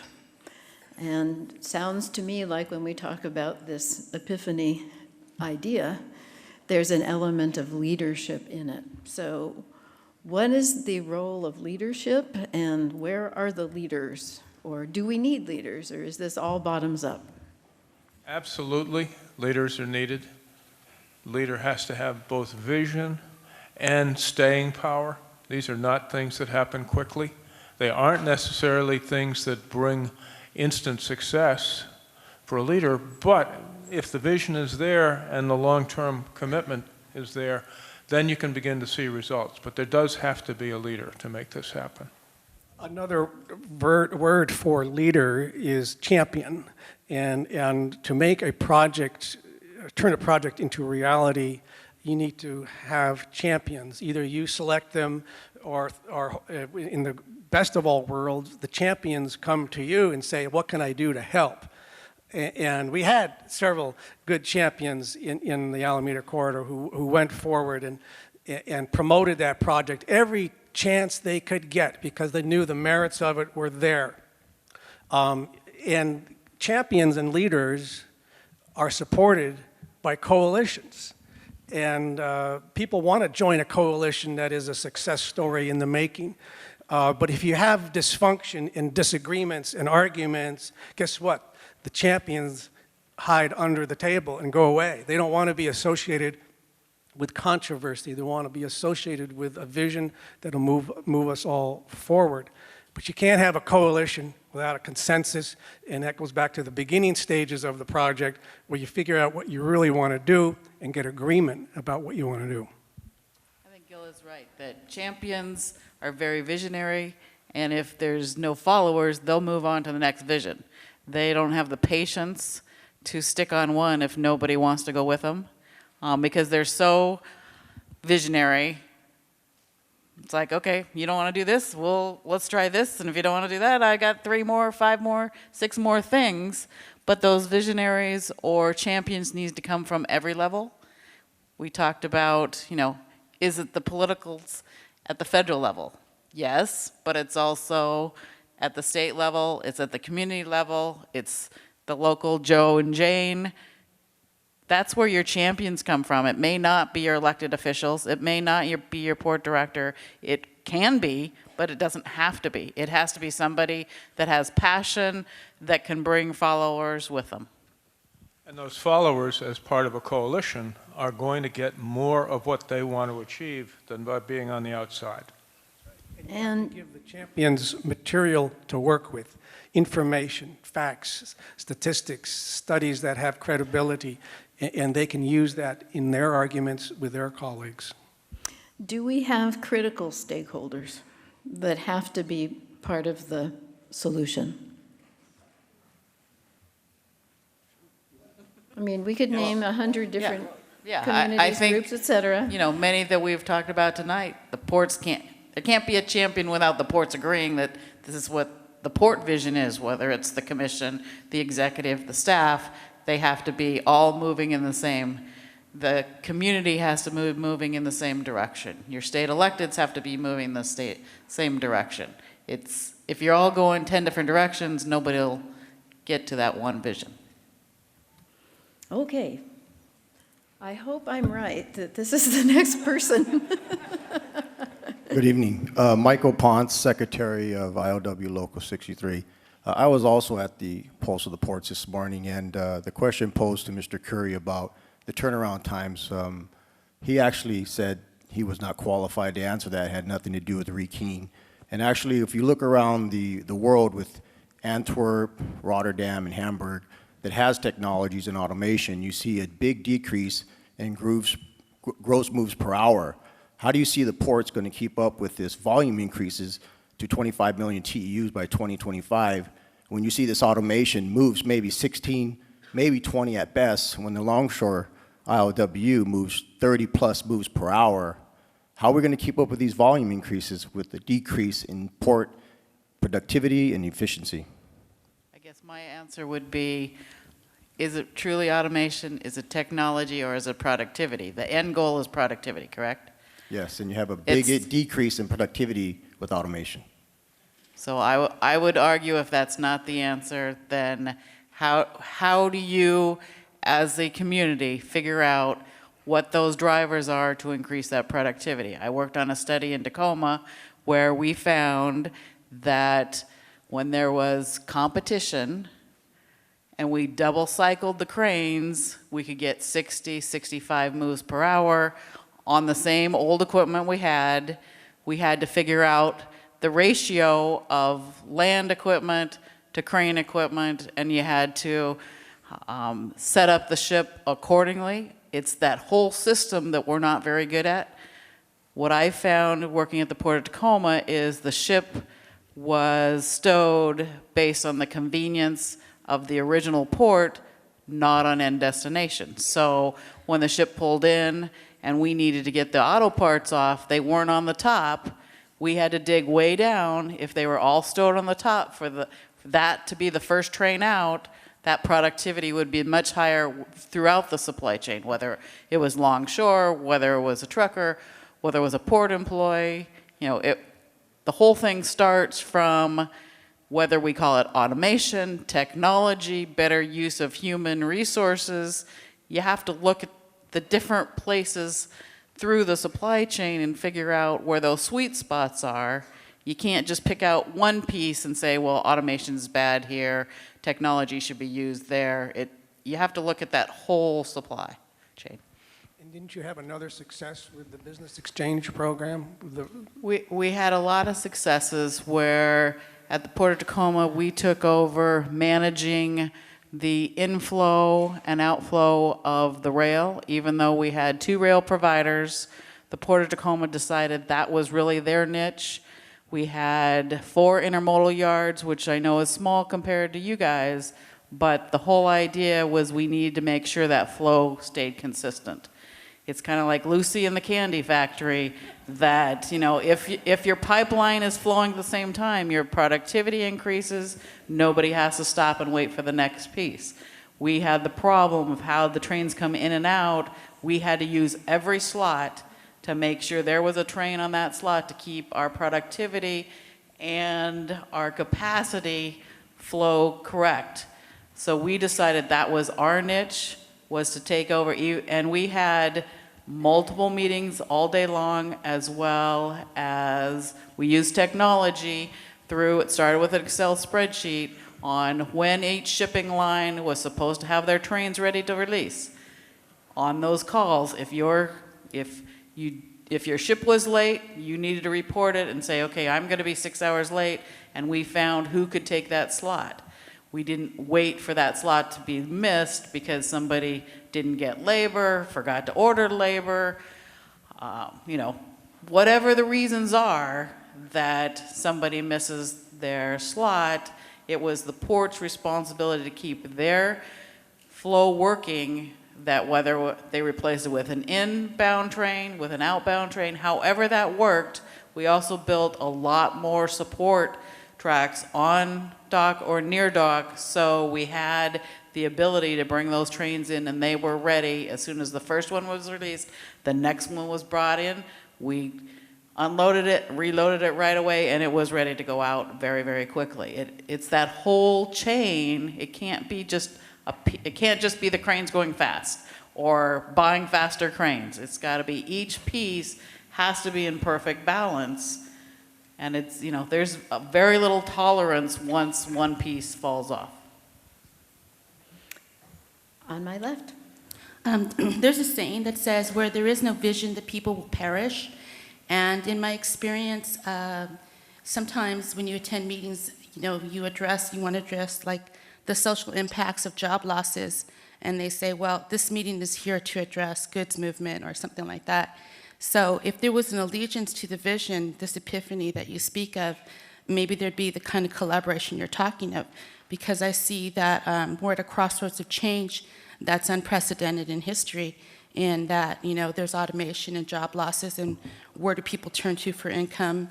And, you know, that's why there was such a big movement in the past year with the Occupy movement. So I'm looking forward. Well, I'd like to know, who do you turn to? Who are your consultants and your great thinkers that you turn to for answers on the social impact of job losses?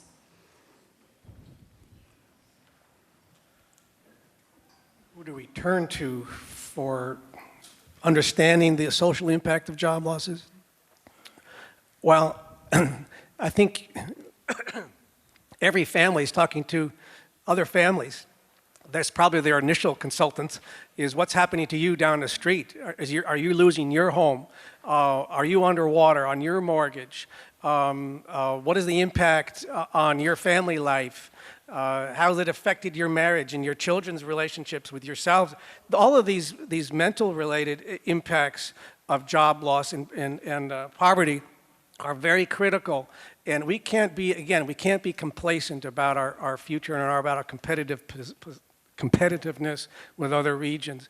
We've got to stem those tides and bring everybody up and provide the job opportunities. And I don't see how we can do that without this vision number one, providing the green prosperity. We have to do it. Do we really have a choice when it comes right down to it? So consultants on that, there are a lot of academics and a lot of researchers who have studied these issues and the impacts of low income on healthcare. Obviously, you have less access to healthcare. You do less health screenings. There's more depression. All of these things are associated with joblessness and poverty. And we've got to stop this, and we've got to move forward with green growth. And the ports here clearly have gotten that message that growing green is the only way they're going to grow, and they're going to do it. But I think there is a possibility. And again, from the very beginning of this meeting, I said, we're not going to be negative about it. We have to be positive. Otherwise, it will be a self-fulfilling prophecy the other way around. I think there's lots of examples, especially in the Midwest, Detroit, of communities that manufacturing has been lost and there hasn't been another replacement to date. They're looking at, they're very visionary, but it's not happening yet. So it's not just having visions, but it's being able to implement and convincing others that that vision is right. And there's a lot, if you look at planning, there's a lot of studies that planners are taught in school about land use, food, communities, low income, high income, and all those drivers. And one of the always important drivers is, what is the competitive advantage of your region against others? And being a leader in goods movement is a competitive advantage in this area that you do not want to leave untapped. Okay, we're gonna, if there's anybody else who wants to ask a question? Yes. My name is Patrick Kelly. I work for the Teamsters Union, and I don't want to make a discordant sound here, but you're talking about jobs, and I'm going to speak on behalf of the organized portion of the 99%. I saw what happened in New York when the ILA went from 40,000 jobs to 4,000 jobs under the guaranteed annual income. And I've been out here for about 21 years, and I don't know how many longshore jobs have been lost out here under the mechanization and modernization thing. But to sit here and tell this group that there's going to be a lot of job gains in the port, hey, I was born at night, not last night. I haven't been to any of these places where they've automated and robotized the containerization and the offloading, and I'd like to know, what's your solution to that point? What do we tell the 15 or 20% of people in LA or in the port that are out of work? How does this deal work for the 99 and for the stakeholders? That's my question for anybody that wants to answer it. Thank you.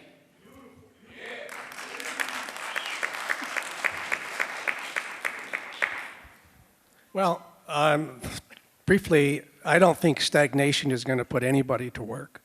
We have to continue to grow in order to provide opportunities for the new 4 million people that are going to be living here, another 1.9 million employees. What jobs are they going to have? Stagnation is an unsustainable economic model. So we have to work out these automation issues and the technology issues and keep the jobs. How exactly? I don't have all the answers to this, but I do think we have to be ever vigilant about creating growth opportunities and keeping the green opportunities as well. Okay. I'm talking about flow. That doesn't mean less jobs. It means that you're provided with the technologies that help you do your job better.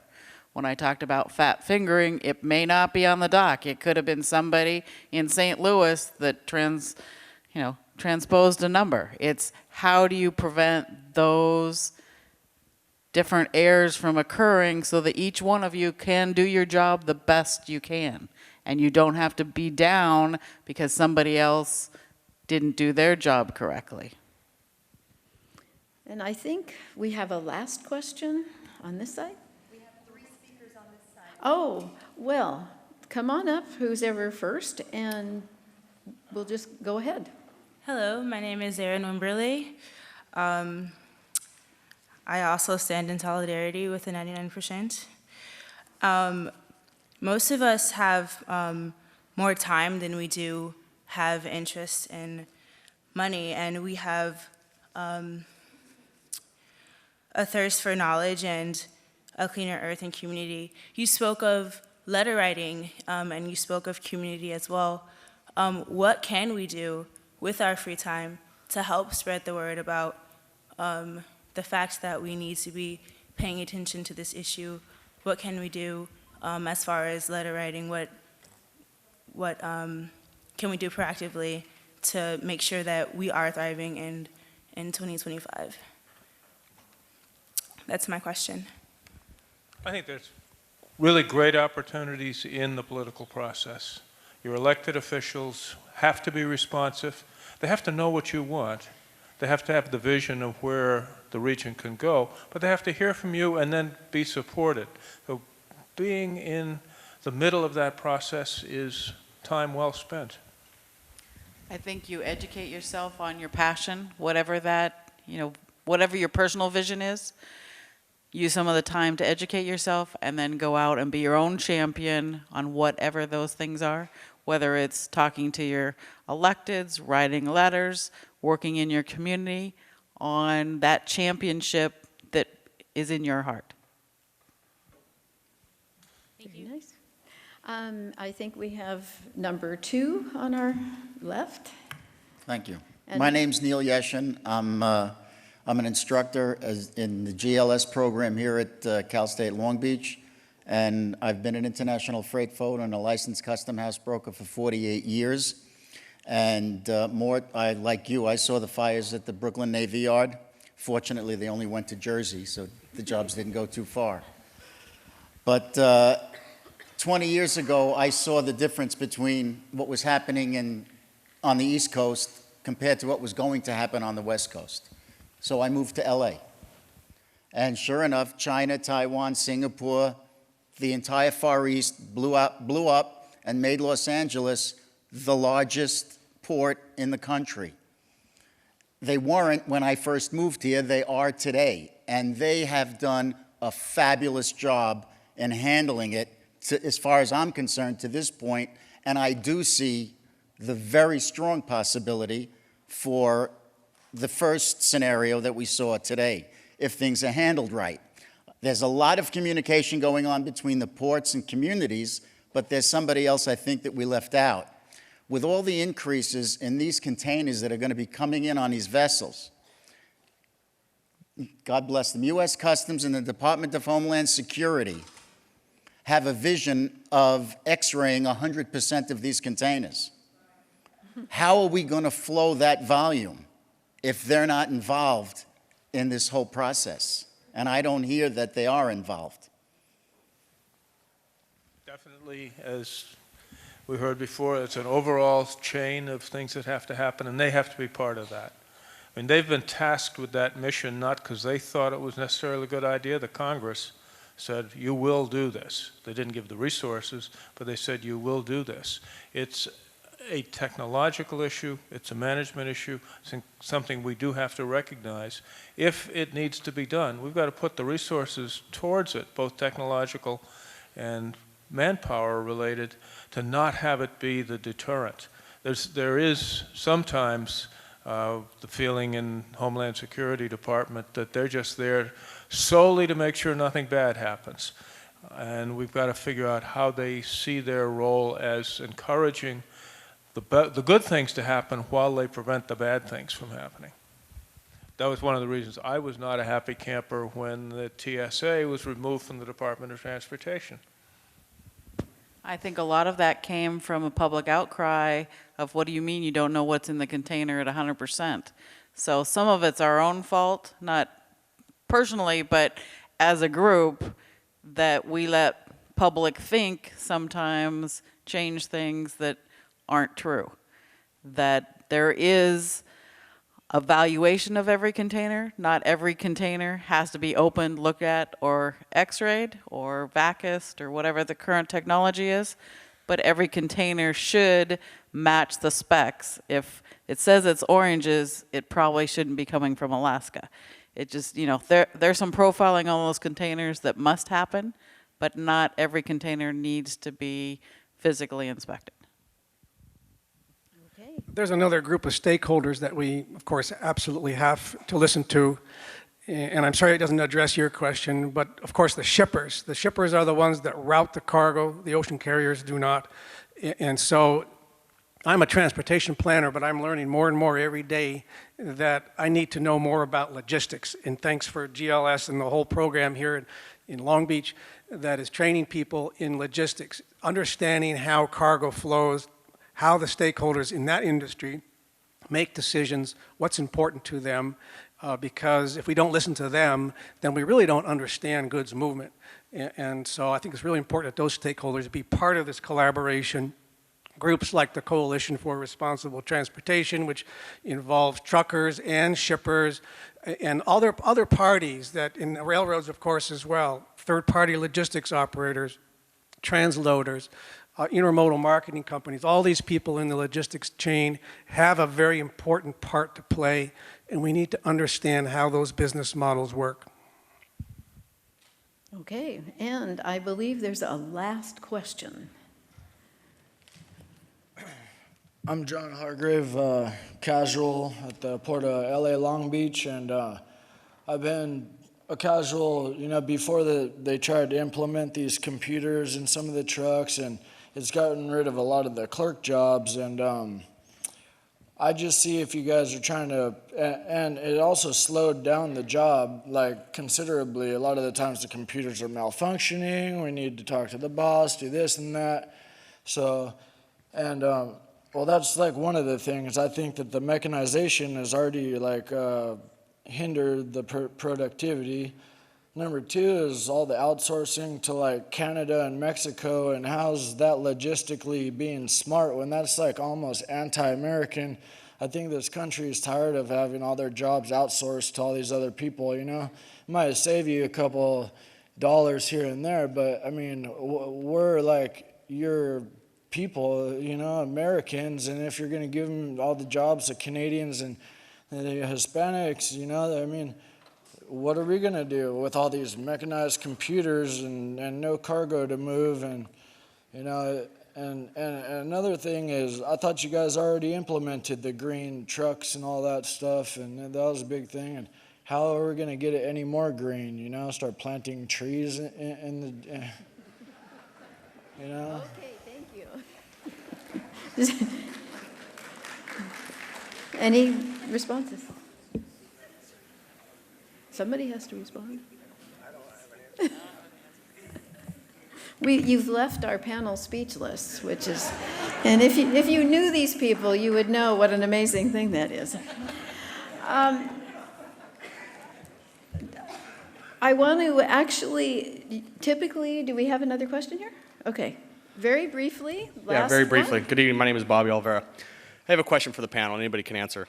When you talk about losing jobs on the dock, these are good paying middle-class jobs that provide for families in this community to send their kids to school, spend money in the community, purchase homes.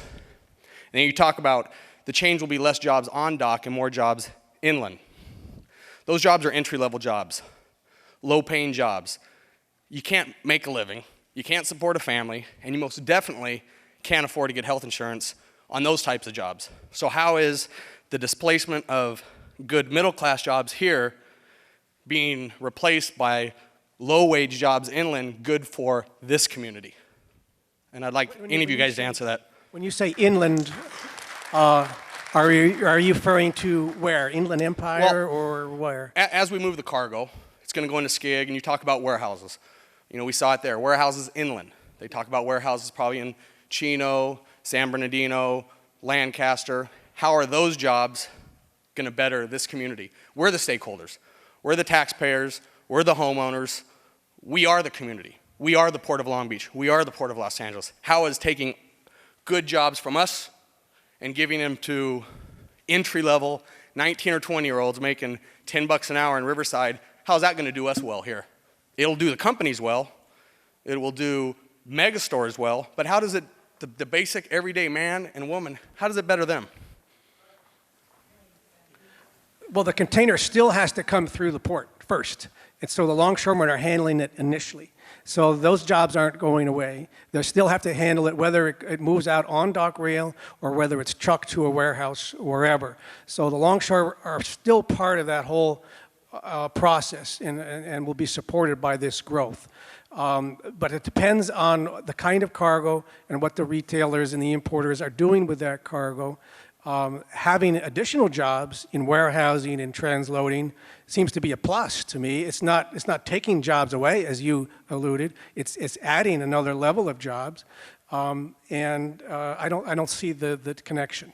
Let me maybe clarify. How is taking somebody that makes $60,000, $70,000 a year, able to afford a home in Long Beach, able to spend money in Long Beach, how's taking that job away and transplanting it with a $30,000 job with somebody that lives in the Inland Empire? How does that benefit this community? Well, I don't understand why the job is being lost. Maybe you can explain that.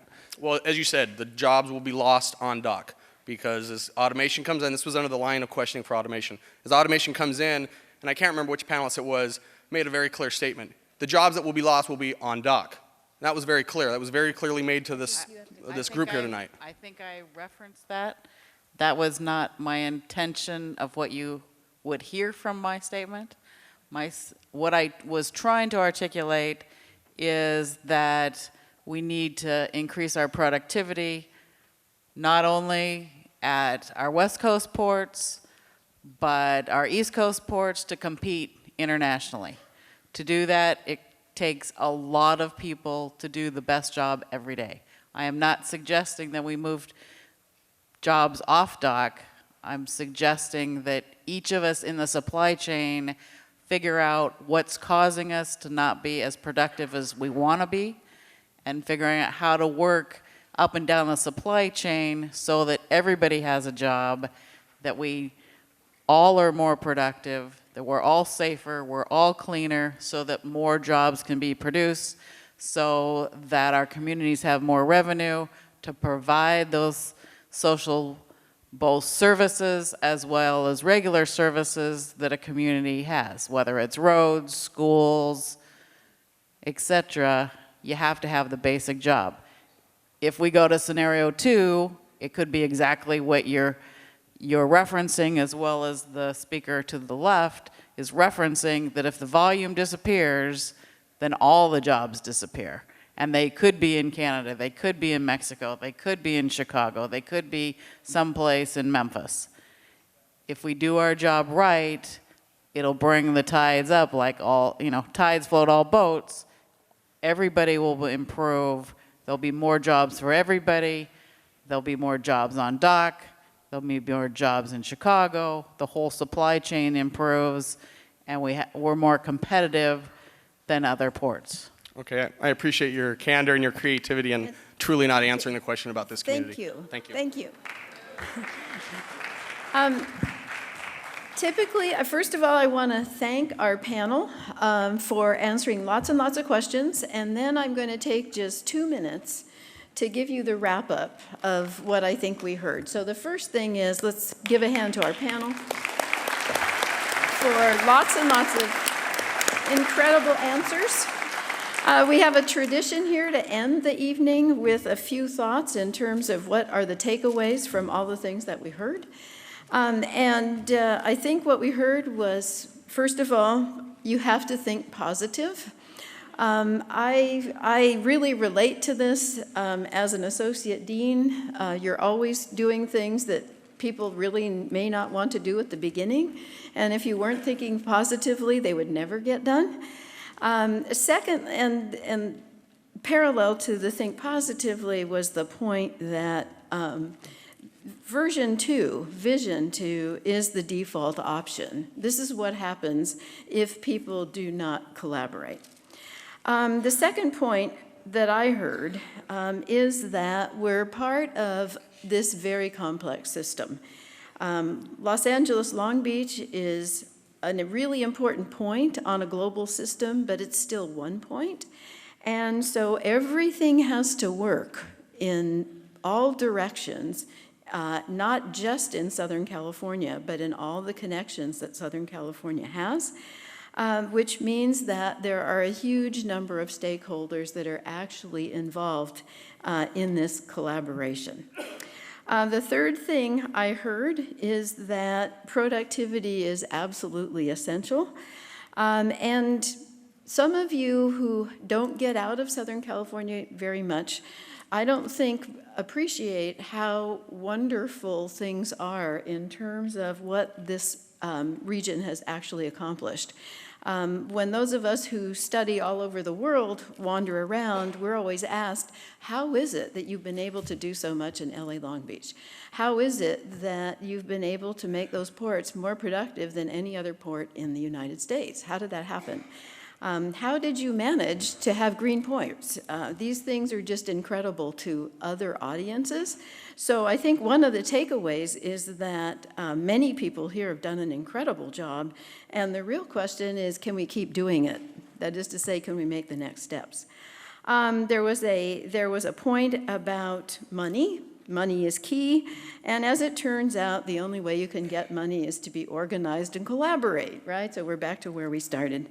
And then the final point that I heard is that there is a very strong connection between the economic health of a community and the actual health of the population of that community. That is to say, we can't have healthy communities without having communities with a healthy economy. And given that this port is about 12% of all the jobs in the region or something like that, somebody will correct me, that means that this is actually critical to all of Southern California. And a final point is that I keep saying Southern California for a reason, and that is that this is a region and those linkages of the ports are intense and they go all over the region. So with that, I think I'm going to turn this over to Mary Ann. Thank you very much. Thank you all for coming. This was a really interesting discussion. Well, Thank you, Professor Giuliano, for an amazing job. I believe everyone in this audience understands how difficult it is to be the moderator, fielding question, and then come up with a summary. I'm truly impressed, and thank you so much, Jen, and thank you again to our panelists. We have a little plaque for you that I give you as soon as I'm off the microphone as a little token of our appreciation. This concludes our program. I mentioned earlier, please fill out the evaluation. I'm a stickler for evaluation. I want to know what you thought, and I want to hear also your suggestions for future topics of our event. I want to say thank you to all the people involved to make this happening. I see Dave Kelly back there. Thank you for the video. Alex Traver, many of you spoke to her when you came in. She is the event coordinator, and she had an amazing team with Diane De La Terre, Robin Seals, Angeli Logan, and numerous volunteers, many students that were involved. Thank you to the people who host the program, to the organization that hosts the program, CITT, Medtrans, and CCP, the Center for I forgot the name of my college, the College of Continuing Professional Education, which just got a new name in my defense. I want to say thank you to all our sponsors listed here. Without that, it would truly not happen, and many are sitting here. Thank you for that. Thank you to you for staying so long. It is a long evening, a lot to digest. Let me tell you that we have the proceeding of this event, and those proceedings will be posted. We're going to have a different, completed summary that will be posted as well. And the video is for sale if you're interested on the website. We even give it away if you want to teach with it.